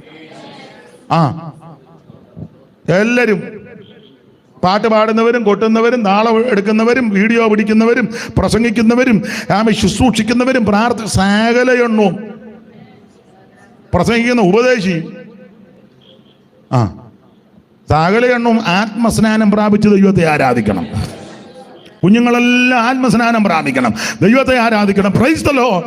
ആമേൻ. അങ്ങനെ ആത്മാവിൽ ബലപ്പെടുമ്പോൾ തന്നെ നമുക്ക് ആവശ്യമുള്ളതെല്ലാം ഉണ്ടെന്ന്. അവന്റെ ദിവ്യ ശക്തിയാൽ ജീവനും ഭക്തിക്കും വേണ്ടിയതെല്ലാം ദാനം ചെയ്തിരിക്കുക. നല്ലതുപോലെ ആത്മാവിൽ അങ്ങോട്ട് ബലപ്പെട്ട്, അത് തന്നെ ഒരു വിടുതലല്ലേ. അതൊക്കെ അനുഭവിക്കുന്ന ദൈവമക്കളെ ഓർത്ത് ദൈവത്തിന്റെ മഹത്വം. നമുക്ക് നമ്മുടെ വിഷയത്തിലേക്ക് മടങ്ങി വരണമല്ലോ. അപ്പോൾ അബ്രഹാമിനെ ദൈവം വിളിച്ചു തേജോമയനായ ദൈവം. അതാ പ്രവൃത്തി 7 വായിച്ചത്. തേജോമയനായ ദൈവം. ഈ തേജോമയനായ ദൈവത്തിന്റെ വിളി കേട്ട് ഇറങ്ങി തിരിച്ച ആള് ഇപ്പം വന്ന് പെട്ടിരിക്കുന്ന എവിടാ? വരൾച്ച. അതിനെ വരൾച്ചയെ വന്ന് പെടാൻ കാര്യം,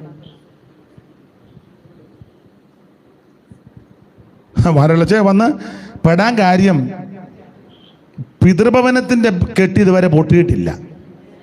പിതൃഭവനം, കാരണം പിതൃഭവനത്തിന്റെ പ്രതിനിധിയായിട്ട് അപ്പച്ചൻ കൂടെയുണ്ട്. അപ്പച്ചൻ ഏതപ്പച്ചൻ?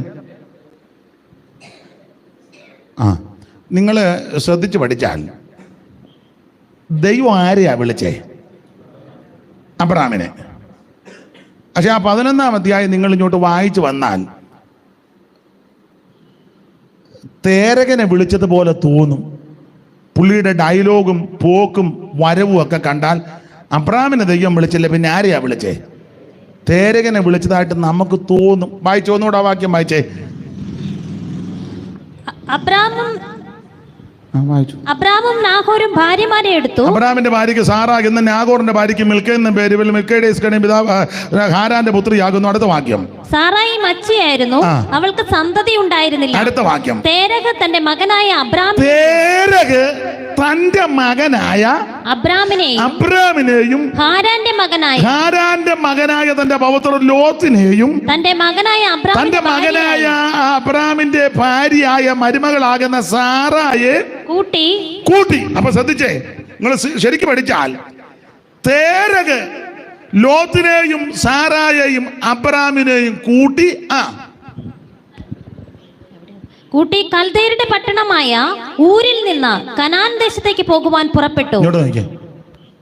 ഈ വാക്യം ഇപ്പം വായിച്ചാൽ ഓടിച്ച് വായിക്കുന്നവർക്ക് തോന്നും ദൈവം വിളിച്ചത് ആരെയാ? തേരകനെയാന്ന് തോന്നും. പക്ഷെ വിളിച്ചത് ആരെയാ? അബ്രാമിനെയാ. വിളി കേട്ടവന് ദൈവം വിളിച്ചവന് യാതൊരു വോയിസും ഇല്ല. വിളി കേൾക്കാത്ത അപ്പനായിപ്പോ ഇത് മുഴുവൻ കൺട്രോൾ ചെയ്യുന്നത്. തേരക് ഇവരെയും കൂട്ടിക്കൊണ്ട് പോന്നു. ചില സഭയിലെ, എല്ലായിടത്തും അല്ല, ദൈവം വിളിച്ചത് ചിലപ്പോൾ ആ ദൈവദാസനെ ആയിരിക്കും, പക്ഷേ കൺട്രോൾ മുഴുവൻ അമ്മാമയും കൊച്ചുങ്ങളുമാ. നിങ്ങൾക്ക് മനസ്സിലാകാഴിയൊന്നും അല്ല. പിന്നെ എന്നെ നിങ്ങൾ പൊട്ടം കളിപ്പിക്കാമെന്ന് എനിക്കറിയാം.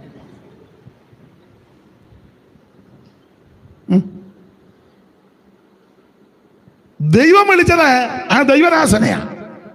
ആ ദൈവദാസനാ ദൈവത്തിന്റെ വിളി കേട്ടത്. പക്ഷേ കൺട്രോൾ മുഴുവൻ എവിടാ? ഞാൻ പൊതുവിൽ അഭിപ്രായം പറഞ്ഞതാ. നിങ്ങൾ എന്നെ ഇങ്ങനെ സ്പർദ്ധിച്ചു നോക്കുവൊന്നും വേണ്ട. കൊടുമുടികളേറിയ പർവ്വതങ്ങളെ നിങ്ങൾ എന്നെ സ്പർദ്ധിച്ചു നോക്കുന്നത് എന്ത്? അനേക സംഭവങ്ങൾ അറിയാം, അതുകൊണ്ടായി പറയുന്നത്. ദൈവം വിളിച്ചവൻ വേണം ലീഡ് ചെയ്യാൻ. മിക്ക സഭകളിലും കൂട്ടായ്മകളിലും പ്രശ്നം വരാൻ കാരണം വിളിയില്ലാത്തവനാ കൺട്രോള്. വിളിച്ചത് അബ്രഹാമാ. പക്ഷെ ഇങ്ങനെ എഴുതുകാരുന്ന നല്ലതാ. അബ്രഹാം തൻ്റെ പിതാവാകുന്ന തേരകനെയും തൻ്റെ ഭാര്യ സാറായെയും തൻ്റെ സഹോദരപുത്രൻ ലോത്തിനെയും കൂട്ടിക്കൊണ്ട് കൽദയരുടെ പട്ടണമായ ഊരിൽ നിന്ന് കനാൻ ദേശത്തേക്ക് പോകുവാൻ യാത്ര പുറപ്പെട്ടെന്ന് എഴുതിയിരുന്നെങ്കിൽ നമുക്ക് മനസ്സിലാകും അബ്രഹാം തന്നെ ആ യാത്രയുടെ എന്ന് നമുക്ക് അനുമാനിക്കാം. പക്ഷെ ഇത് അങ്ങല്ല, തേരക്. അതുകൊണ്ടായി വരൾച്ചയെ വന്ന് കിടക്കുന്നത്. മനസ്സിലാകുന്നുണ്ടോ? അതുകൊണ്ടാണ് ഇപ്പോഴും വരൾച്ച മാറാത്ത. വരൾച്ചയെന്ന് ഞാൻ ഉദ്ദേശിക്കുന്നത് നിങ്ങൾ ഉദ്ദേശിച്ചതല്ല. നിങ്ങളിപ്പം വരൾച്ച ഉദ്ദേശിച്ചത് എന്നാന്ന് ഞാൻ പറയാം. വീടില്ലാത്തത്, വണ്ടി ഇല്ലാത്തത്, ബാങ്കിൽ ഫിക്സഡ് ഡിപ്പോസിറ്റ് ഇല്ലാത്തത്. ചെറുക്കൻ പേർഷ്യയെ പോയി ചൂട്ട് പോലെ തിരിച്ച് വന്നു. അവിടെ കല്യാണവും ഇതുവരെ നടന്നില്ല. പലരും വന്ന് കണ്ടേച്ച് പോകുന്നതല്ലാതെ അവളെയും കൊണ്ട് ആരും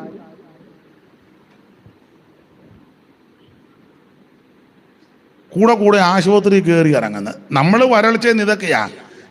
അത് കുഴപ്പമില്ല. ഞാൻ വരൾച്ചയെന്ന് ഉദ്ദേശിച്ചത് ആത്മീക വരൾച്ച. നിനക്ക് പാടാൻ പറ്റുന്നില്ല, പ്രാർത്ഥിക്കാൻ പറ്റുന്നില്ല, ആരാധിക്കാൻ പറ്റുന്നില്ല, കൂട്ടായ്മ കൂടാൻ പറ്റുന്നില്ല, ദൈവത്തെ സ്തുതിക്കാൻ പറ്റുന്നില്ല, കൈയടിക്കാൻ പറ്റുന്നില്ല, നൃത്തം ചെയ്ത് ദൈവത്തെ ആരാധിക്കാൻ പറ്റുന്നില്ല. കാരണം ജീവിതത്തിൽ വരൾച്ചയാ. കാരണം പറയാ, വിട്ടുമാറാത്ത ചില വിഷയങ്ങൾ കുടുംബത്തിനകത്തുണ്ട്. നമ്മുടെ വരൾച്ച മാറണമെങ്കിൽ ദൈവം പറഞ്ഞ കാര്യം അക്ഷരം പ്രതി ഒന്ന് അനുസരിക്കാൻ മുതിർന്ന് യാത്ര ചെയ്ത് എൻ്റെയും നിങ്ങളുടെ ആത്മീക ദാരിദ്ര്യവും വരൾച്ചയും ദൈവം മാറ്റും. ഇവ ഹാരാനി വന്ന് പാർക്കുക. എന്തായാലും വിവരിക്കുന്നില്ല. ആ ഹാരാനിൽ വന്ന് പാർത്തു. അടുത്ത വാക്യം വായിച്ചേ. തേരകിന്റെ തേരകിന്റെ ആയുഷ്കാലം 205 സംവത്സരമായിരുന്നു. തേരക് ഹാരാനിൽ വെച്ച് മരിച്ചു. ഏതായാലും തേരക് ഹാരാനിൽ വെച്ച് മരിച്ചു. തേരക് ഹാരാനിൽ വെച്ച് മരിച്ചു. തേരക് മരിച്ചപ്പോൾ ദൈവം 12-ാം അധ്യായത്തിൽ അബ്രാമിനോട് ഇടപെട്ടു. അബ്രാമേ, അബ്രാമിനോട് അരുളിച്ചത് എന്തെന്നാ, നീ നിന്റെ ദേശത്തെയും ചാർച്ചക്കാരെ പിതൃഭവനത്തെ വിട്ട് പുറപ്പെട്ട് ഞാൻ നിന്നെ കാണിപ്പാനിരിക്കുന്ന ദേശത്തേക്ക് പോകും എന്ന് പറഞ്ഞാൽ, നീ ഹാരാനി പാർക്കാനല്ല എന്റെ ഹിതം. ഞാൻ ഉദ്ദേശിച്ച സ്ഥലത്ത് നീ എത്തണം. ചില സാഹചര്യങ്ങളും സമ്മർദ്ദങ്ങളും ചില സാവകാശങ്ങളൊക്കെ നോക്കി ചിലയിടങ്ങളിൽ തമ്പടിക്കാനല്ല ദൈവം നമ്മെ വിളിച്ചു പാർത്തിരിച്ചത്. ദൈവത്തിന്റെ വിളിയുടെ ആഴം മനസ്സിലാക്കി, ഉദ്ദേശം മനസ്സിലാക്കി, എഫേസ്യ ലേഖനത്തിന്റെ ഭാഷ പറഞ്ഞ അവന്റെ വിളിയുടെ ആശ ഇന്ന് നിന്ന് ഗ്രഹിച്ചു മനസ്സിലാക്കി വിളിക്ക് യോഗ്യമായി യാത്ര ചെയ്താൽ, മുൻപോട്ട് പോയാൽ നിന്റെ ജീവിതത്തിന്റെ വരൾച്ചയും തകർച്ചയും മാറ്റി ഉദ്ദേശിക്കുന്ന സ്ഥലത്ത് ദൈവം നിന്നെ എത്തിക്കും. Price the Lord. അങ്ങനെ യാത്ര ചെയ്ത് ഓടിച്ച് മുമ്പോട്ട് പോകാം. യാത്ര ചെയ്ത് മുമ്പോട്ട് പോയി. അപ്രകാരം കനാനിൽ വന്നു. കനാനി വന്ന ഉടനെ പുള്ളി ഒരു യാഗപീഠം അങ്ങ് പണിതു. 12-ാം അധ്യായത്തിന്റെ 8 മുതൽ വായിച്ചേ. അവൻ അവിടെ നിന്ന് ബേതേലിന് കിഴക്കുള്ള മലയ്ക്ക് പുറപ്പെട്ടു. ബേതേൽ പടിഞ്ഞാറും ഹായി കിഴക്കുമായി കൂടാരമടിച്ചു. അവിടെ അവൻ യഹോവയ്ക്ക് ഒരു യാഗപീഠം പണിതു. അപ്പോൾ അബ്രഹാം ഇപ്പം വിളിക്ക് യോഗ്യമായിട്ട് അങ്ങോട്ട് പോകുക. യാഗപീഠം ആരാധനയെ കാണിക്കുന്നതാണ്. അങ്ങനെ അപ്പൊ യാത്ര ചെയ്ത് യാഗപീഠം പണിത് ദൈവത്തെ ഈ പിതൃഭവനവും ചാർച്ചയെല്ലാം കണ്ടമാനം കടന്നു കുഴഞ്ഞാൽ ആരാധന ശരിയാകുകയല്ല. ഇപ്പോഴും പലരുടെ ആരാധന ശരിയല്ലല്ലോ. കാരണം പാരമ്പര്യങ്ങൾ പലതും ഇതുവരെ വിട്ടിട്ടില്ല. ഒത്തിരി നമ്മൾ വിടേണ്ടതുണ്ട്. ആ ഭാഗത്തേക്ക് ഇപ്പം പോകുന്നില്ല. ദൈവം അനുവദിക്കാൻ നാളെ. ഇവിടെ യാഗപീഠം പണിത് ദൈവത്തെ ആരാധിക്കുക. ഇങ്ങനെ ആരാധിച്ച് അബ്രഹാം അല്പം കഴിഞ്ഞ് ഒരു ചെറിയ അപാകത വന്നു. ചെറുതല്ല, വലുതാ. പാളിച്ച. അബ്രഹാമിൻ്റെ ജീവിതത്തിലെയും ഒരു ചെറിയ പാളിച്ച. അബ്രഹാം ക്ഷാമം വന്നപ്പോൾ നേരെ മിസ്രയീമിലോട്ട് പോയി. 12:10.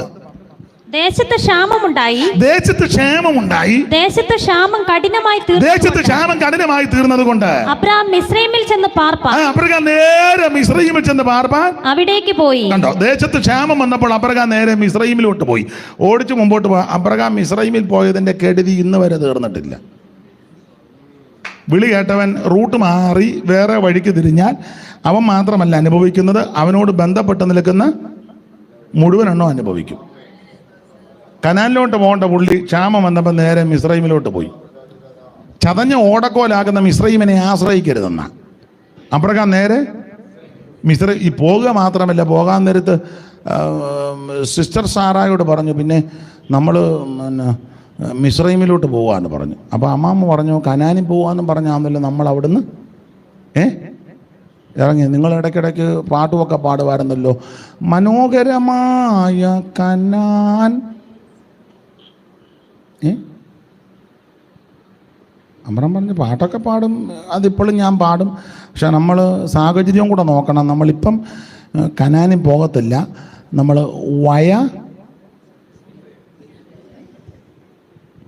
മിസ്രയീം. അമ്മ പറഞ്ഞു, കഴിഞ്ഞ ആഴ്ച നിങ്ങൾ കൊയറിൽ നിന്ന് കരങ്ങൾ വീശി വീശി പാടാൻ നിങ്ങൾ പാടിയാടുന്നല്ലോ. മറുകരന്ന കണ്ടിടും അങ്ങനെയൊക്കെ അല്ലേ, അങ്ങനെ ഒരു പാട്ടില്ലേ, മറുവിലയായി. എടി അത് പുൽപ്പിറ്റേ നിൽക്കുമ്പോഴല്ലേ പാട്ട്, വീട്ടിൽ വേറെ പാട്ടാ. അങ്ങനെയുള്ള ആൾക്കാരുണ്ട്. പുൽപ്പിറ്റയിൽ വരുമ്പോൾ ഒരു പാട്ട്, വീട്ടിൽ ചെല്ലുമ്പം വേറൊരു പാട്ട്. അഭിപ്രായ വ്യത്യാസം വരുമ്പം കൊടുങ്ങല്ലൂർ സൈഡിലെ പാട്ടും. അങ്ങനെയുള്ള ഒത്തിരി ലീഡർമാരുണ്ട്, മനസ്സിലാകുന്നില്ല. സൺഡേ പുൽപ്പിറ്റാൻ നിൽക്കുമ്പോൾ സിയോൻ ഗീതാവലിക്കകത്തെ പാട്ട്, വീട്ടിൽ വരുമ്പം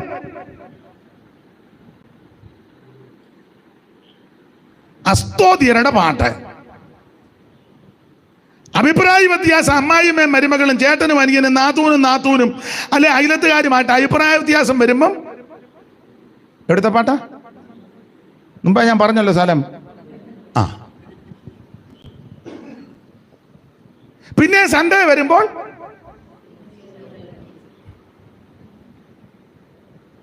നീ സൺഡേയിലെ പാട്ട് തന്നെ വേണം മൺഡേയിലും പാടാൻ. ആ പാട്ട് തന്നെ ആയിരിക്കണം വീട്ടിലും പാടാൻ. ആ പാട്ട് തന്നെ ആയിരിക്കണം ഓഫീസിൽ ചെല്ലുമ്പോഴും പാടാൻ. പാടുന്നുണ്ട്. ആ പാട്ട് തന്നെ ആയിരിക്കണം പരസ്യോഗത്തിനും. അത് തന്നെ ആയിരിക്കണം ജീവിതം മുഴുവൻ. അതായിരിക്കണം. മനസ്സിലാകുന്നുണ്ടോ? അപ്പോഴേക്കാ സാറായോട് പറഞ്ഞു നമ്മൾ മിസ്രൈമിലോട്ട് പോവാ. ഞാൻ സഭയുടെ പേരൊന്നും പറയുന്നില്ല. ഞാൻ ഒരു സഭയിലെ പ്രധാനപ്പെട്ട ആളോട് ചോദിച്ചു, നിങ്ങൾ വിശ്വാസികളെ ഒന്നും ഇവിടെ നിർത്തി പാടിപ്പിക്കുന്നില്ലല്ലോ, നിങ്ങളുടെ കൺവെൻഷനും പ്രധാനപ്പെട്ട യോഗങ്ങൾക്കൊന്നും. എല്ലാവരും പറഞ്ഞ് പാടിപ്പിക്കുകയല്ല. ഞാൻ ചോദിച്ചു, നന്നായിട്ട് പാടുന്നവരുണ്ടല്ലോ, ഞങ്ങൾ വളരെ അതുപോലെ സംസാരിക്കും. ആ പാടുന്നവർ കാണും, അല്ല അവർക്ക് കൂടെ ഒരു അവസരം. അപ്പം എന്നോട് പറഞ്ഞ മറുപടി പറയാം. അത് ഇവിടെ അതിനുള്ള ആൾക്കാരുണ്ട്. ഇവർ സൺഡേയും ഇവിടെ ഇരുന്ന് തന്നെ പാടും, മൺഡേയിലും ഇവിടെ ഇരുന്ന് തന്നെ പാടും, വെനസ്ഡേയിലും ഇവിടെ തന്നെ ഇരുന്ന് പാടും, ഫ്രൈഡേയും ഇവരിവിടെ ഇരുന്ന് പാടും. അവിടെ തന്നെ ഇരുന്നേ പാടൂ. ഇതിനിടയ്ക്ക് അവർ വേറെ പാട്ടിന് പോവുകയില്ല. സൺഡേ ഇവിടെ സ്തുതി ചെയ് മനമേ എന്ന് പാടിയിട്ട് വെനസ്ഡേ വേറെ പരിപാടി വരുമ്പോൾ പൊന്നരിവാൾ അമ്പിളിയിൽ കണ്ണെറിയുന്നോളെ എന്ന് പാടാൻ മനസ്സിലാകുന്നില്ല.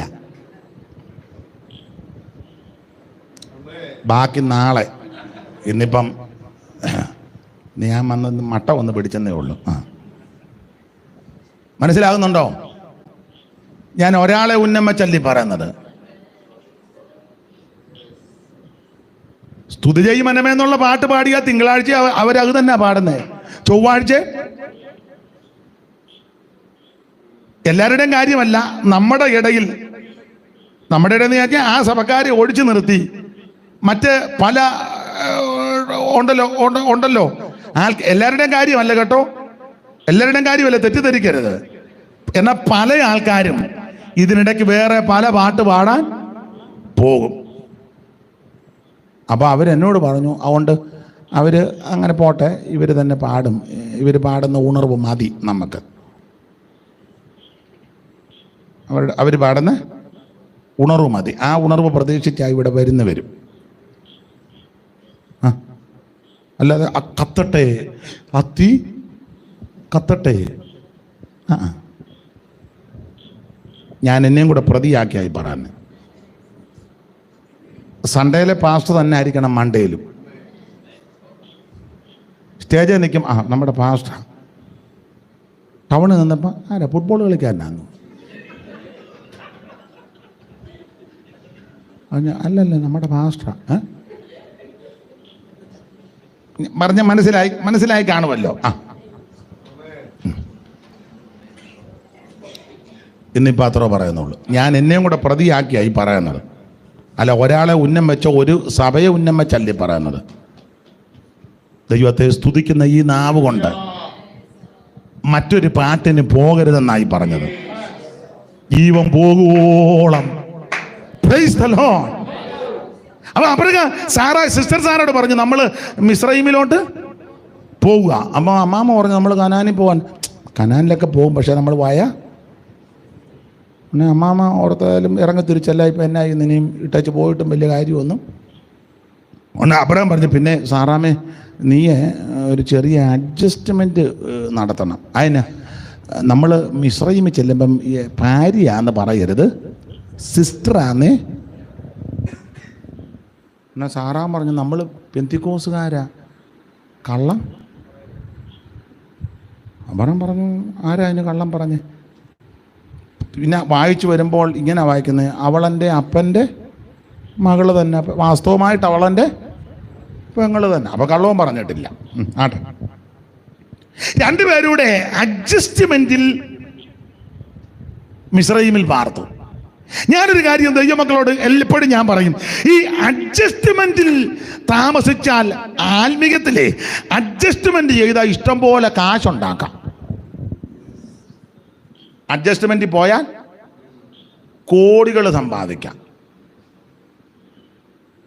എന്നാൽ നീ പ്രമാണത്തിനും ഉപദേശത്തിനും പരമാർത്ഥത്തിനും നീതിക്കും ന്യായത്തിനും നിന്ന് നിനക്കൊന്നും ഉണ്ടാക്കാൻ ഒക്കുകയല്ല, ഒക്കത്തില്ല. അഡ്ജസ്റ്റ്മെന്റിൽ ഒന്ന് പോയ ഒരു കുഴപ്പം കോടികൾ ഉണ്ടാക്കാം. വായിച്ചേ, അഡ്ജസ്റ്റ്മെന്റിലായിരുന്നു മിസ്രയീമിലെ ജീവിതം. അതുകൊണ്ട് എന്തോ സംഭവിച്ചു? 13-1 വായിരു വേഗത്തിൽ. ഇങ്ങനെ അബ്രാമും ഭാര്യയും അവനുള്ളതൊക്കെയും അവനോട് കൂടെ ലോത്തും മിസ്രയീമിൽ നിന്ന് പുറപ്പെട്ട് തെക്കേ ദേശത്ത് വന്നു. കന്നുകാലി, വെള്ളി, പൊന്ന് ഈ വകയിൽ അബ്രാം ബഹുസമ്പന്നനായി. ശ്രദ്ധിച്ച, ഇഷ്ടം പോലെ സമ്പത്ത്. ഇത് മിസ്രയീമിൽ പാർത്ത കാലത്ത് കണ്ടമാനം സമ്പത്ത് കിട്ടി, ഇഷ്ടം പോലെ. ഏതൊരു 10-13 കൊല്ലം മിസ്രയീമിൽ പാർത്തെന്നാണ്. ആ മിസ്രയീമിലെ ജീവിതം അഡ്ജസ്റ്റ്മെന്റ് ആയിരുന്നു. പെങ്ങളാന്നേ, ആര് ചോദിച്ചാലും പെങ്ങളാന്നേ പറയാവോ, വൈഫാന്ന്, അഡ്ജസ്റ്റ്മെന്റ്. ആ പാർപ്പിൽ ഇഷ്ടം പോലെ സ്വത്തുണ്ടാക്കി കിട്ടി. അപ്പൊ ഞാൻ അതിൻ്റെ ഒരു വശം പറയാ, ആത്മീക ജീവിതത്തിൽ അഡ്ജസ്റ്റ്മെന്റ് പോയാൽ ഇഷ്ടം പോലെ ഉണ്ടാക്കാം. ഉപദേശം വെച്ചിട്ട് നയിച്ചേ, കാശ് ഇഷ്ടം പോലെ വരും. നമ്മുടെ പ്രസംഗം കേട്ടാൽ 10 രൂപ തരാനുള്ളവനും കൂടെ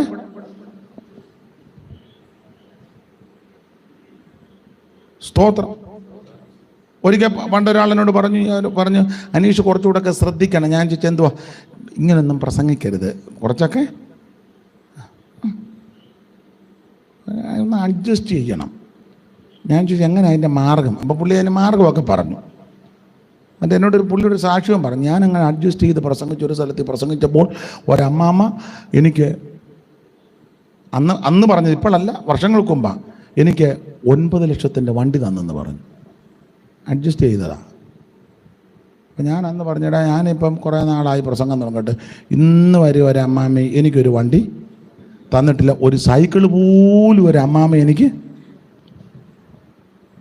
അമ്മാമ്മമാരില്ലായിട്ടാന്നോ വണ്ടി ഇല്ലായിട്ടാന്നോ, ഇഷ്ടം പോലെ. നമ്മുടെ പ്രസംഗം കേട്ടാ ഒരുമാതിരിപ്പെട്ട അമ്മാമ്മമാരും അപ്പാപ്പന്മാരും നമ്മൾ ചെന്ന വണ്ടിയുടെ കാറ്റൂരിവിടാനാ പരിശ്രമിക്കുന്നു. അവിടെ വണ്ടിക്ക് അള്ളു വെച്ചേക്കാൻ പറയും. ഈ ആത്മീകത്തിൽ അഡ്ജസ്റ്റ് ചെയ്തേ ആൾക്കാർക്കും തൃപ്തി വരും. അവർ പറ, പുള്ളി ആരെയും പിണക്കത്തില്ല കേട്ടോ, കുഴപ്പമില്ല. തന്നെയല്ലേ, പുള്ളിയെ നമുക്ക് വിളിച്ചാൽ പുള്ളി നന്നായിട്ട് ഇളക്കും. കാരണം പുള്ളിക്ക് പണ്ട് കേറ്ററിംഗ് ആയിരുന്നു. അവിയലും ഒലത്തിറച്ചിയൊക്കെ നന്നായിട്ട് അവിടെയല്ലേ കൂടുതൽ സാധനം ഇളക്കേണ്ടത്.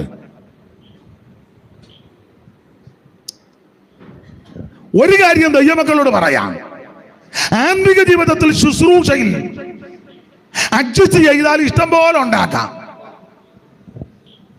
പക്ഷേ എന്നും മനസാക്ഷിക്ക് കുത്തലുണ്ടാകും. അങ്ങനെയുള്ളവരോട് ചോദിച്ചോ. ഇവിടെ നല്ല പ്യുവർ പെന്തിക്കോസ് ഉപദേശം പ്രസംഗിച്ച പല ആൾക്കാരും വേറെ രാജ്യങ്ങളിൽ ചെന്ന് വേറെ ഉപദേശത്തിൽ കൂടി തിരിച്ചു വന്ന് കോടികൾ സമ്പാദിച്ചു. പക്ഷെ അന്നും ഇന്നും ഈ കറക്റ്റ് ഉപദേശത്തിന് വേണ്ടി നിന്ന ദൈവദാസന്മാർ പലരുണ്ട്. അവർക്കൊത്തിരി സ്വത്തൊന്നും ഉണ്ടാക്കാനൊത്തില്ല, പേരും പ്രശസ്തിയും ഒന്നും അധികം കിട്ടില്ല. പക്ഷെ ഒരു കാര്യം പറയാം, അവർ മുട്ടുമടക്കുമ്പോൾ മനസാക്ഷിക്ക് ഒരു കുഴപ്പവും വരികയില്ല. ലോകത്തിന്റെ ദൃഷ്ടിയിൽ, മറ്റുള്ളവരുടെ ദൃഷ്ടിയിൽ ചിലപ്പം വലിയ വീടൊന്നും വെച്ച് കാണുകയല്ല, 2-3 കോടിയുടെ വണ്ടിയൊന്നും കണ്ടെന്ന് വരികയല്ല, വലിയ പ്രതാപം പ്രശസ്തി ഒന്നും കിട്ടിയെന്നും വരികയല്ല. ലോകക്കാരുടെ മറ്റുള്ളവരുടെ ദൃഷ്ടിയിൽ അവര് മണ്ടന്മാരാ, കഴിവില്ലാത്തവരാ, പോഷന്മാരാ. നമ്മൾ പറയില്ല, ഓ ഇത്രയായിട്ട് രക്ഷപ്പെട്ടില്ല കേട്ടോ, പുള്ളിക്ക് ഒത്തിരി അവസരം കിട്ടിയതാ. പക്ഷെ ഒരു കാര്യം പറയാം, മുഴങ്കാല് മടക്കുമ്പം നല്ല പ്രാഗൽഭ്യമാണ്. അതല്ലേ ഏറ്റവും വലുത്. അതാ ഏറ്റവും വലുത്. മറ്റേത് കോടിക്കണക്കിന് സമ്പാദിച്ചു, ആൾക്കാർക്കൊക്കെ വലിയ കാര്യമൊക്കെയാ. പക്ഷേ അവർ വ്യക്തിപരമായിട്ടിരിക്കുമ്പോൾ എന്ന് മനസാക്ഷിക്ക് കുത്തൽ വരും. അതുകൊണ്ട് ഞാൻ ദൈവകൃപയെ ശരണപ്പെട്ട് പറയാം, നിങ്ങൾക്ക് വലിയ പേരും പ്രശസ്തിയും സ്ഥാനവും മാനവും ഒന്നും ലഭിച്ചില്ലെങ്കിലും നല്ലൊരു മനസാക്ഷിയുണ്ടോ? ദൈവസന്നിധി മുഴങ്കാലമടക്കുമ്പോൾ മനസാക്ഷി കുറ്റം വിധിക്കുന്നില്ലെങ്കിൽ രക്ഷപ്പെട്ടെന്നുള്ളതാണ്. ദൈവത്തോട് പ്രാഗൽഭ്യമുണ്ടായിരിക്കണം. Price the Lord. അതുകൊണ്ട് ആമേൻ, ഉപദേശത്തിന് വേണ്ടി നിൽക്കുവാൻ, പ്രമാണത്തിന് വേണ്ടി നിൽക്കുവാൻ, പ്രതിഷ്ഠയോടെ നിൽക്കുവാൻ ഇന്ന് രാത്രി ആര് സമർപ്പിക്കും അവരെ ദൈവം അനുഗ്രഹിക്കും. നിനക്ക് നിന്റെ സന്തതിക്ക് ഒരു ദോഷവും വരികയില്ല. നിന്റെ സന്തതി അധപ്പതിക്കാൻ ദൈവം അനുവദിക്കത്തില്ല. നിന്റെ കുടുംബത്തിന് അനർത്ഥം വരാൻ ദൈവം അനുവദിക്കത്തില്ല. നിനക്ക് നാശം വരാൻ ദൈവം അനുവദിക്കത്തില്ല. നീതിമാന്റെ സന്ധി അപ്പം ഇരക്കത്തില്ല. അവൻ യഹോവ ഭക്തന് ദൃഢധൈര്യമുണ്ട്, അവന്റെ മക്കൾക്ക് ശരണമുണ്ട്. ഇന്ന് രാത്രി പ്രമാണത്തിന് വേണ്ടി, വ്യവസ്ഥയ്ക്ക് വേണ്ടി നിൽക്കുന്ന ദൈവത്തിന്റെ പൈതല്, നിനക്ക് നിന്റെ കുടുംബത്തിന് ദോഷം വരാൻ ദൈവം അനുവദിക്കത്തില്ല. ദൈവത്തിന് മഹത്വം, ദൈവത്തിന് മഹത്വം, ദൈവത്തിന് മഹത്വം. നിനക്ക് ദോഷം വരാൻ ദൈവം അനുവദിക്കത്തില്ല. യഹോവ നിന്നെ ചുറ്റി പരിപാലിക്കും. യഹോവ ദോഷവും തെറ്റാണ് വേണം നിന്നെ പരിപാലിക്കും. അവൻ നിന്റെ പ്രാണനെ പരിപാലിക്കും.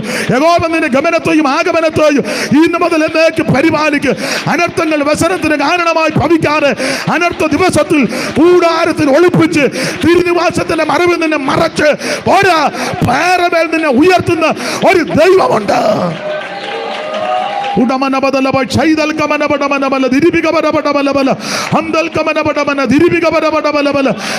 മഹത്വം, ദൈവത്തിന് മഹത്വം, ദൈവത്തിന് മഹത്വം, ദൈവത്തിന് മഹത്വം, ദൈവത്തിന് മഹത്വം, ദൈവത്തിന് മഹത്വം, ദൈവത്തിന് മഹത്വം, ദൈവത്തിന് മഹത്വം, ദൈവത്തിന് മഹത്വം, ദൈവത്തിന് മഹത്വം, ദൈവത്തിന് മഹത്വം, ദൈവത്തിന് മഹത്വം.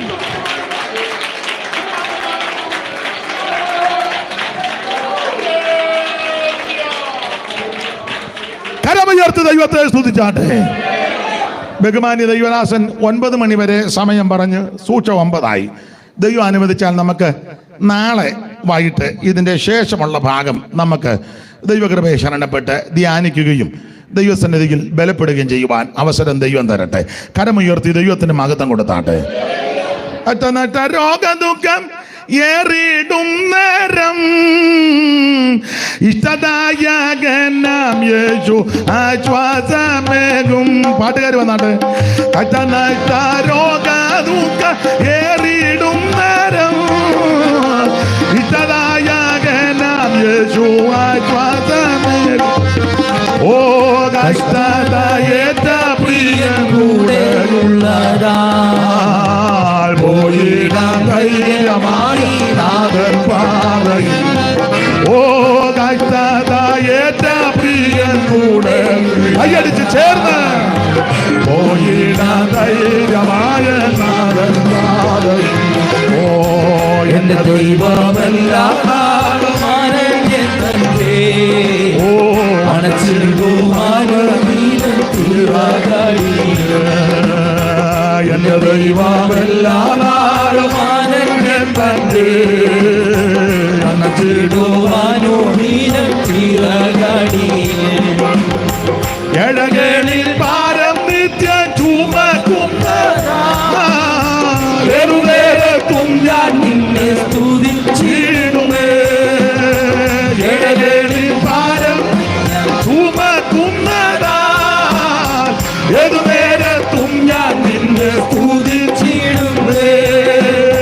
നവോരാ വർണ്ണിച്ചിടാൻ നന്മയോരോന്നോ നന്ദി കൊണ്ടെന്റെ ഉള്ളം തീരുന്നപ്പാ. നവോരാ വർണ്ണിച്ചിടാൻ നന്മയോരോ നന്ദി കൊണ്ടെന്റെ ഉള്ളം തീരുന്നപ്പാ. എന്റെ ദൈവമെല്ലാം ആടുമാനന്യം കണ്ട് അണച്ചിടുവാനോ ദീനം തീരടി. എന്റെ ദൈവമെല്ലാം ആടുമാനന്യം കണ്ട് അണച്ചിടുവാനോ ദീനം തീരടി. ഓ എന്ന് കേൾക്കും പ്രിയ ശബ്ദം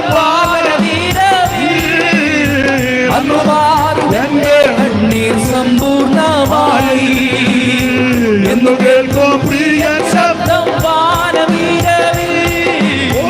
അന്നു മാറും എന്റെ കണ്ണീർ സമ്പൂർണമായി മണിയറവാസം പൂകി ആനന്ദിച്ചിടും എന്റെ ഉള്ളം ധീരം ധീരമായി മണിയറവാസം പൂകി ഉള്ളം ധീരം ധീരമായി ദൈവമെല്ലാം ആളുമാനെങ്കിൽ തന്നെ ചിരുമാനൂരീനം ചിറകടി എന്റെ ദൈവമെല്ലാം ആളുമാനെങ്കിൽ തന്നെ അണച്ചിരുമാനൂരീനം ചിറകടി രോഗദുഃഖം വന്നിടും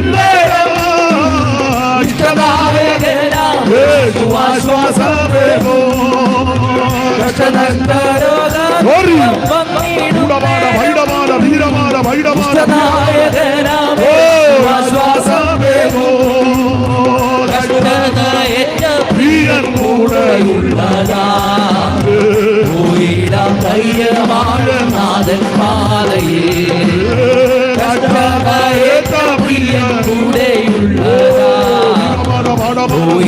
ധൈര്യമായി നാഥൻ പാതയിൽ ദൈവമെല്ലാം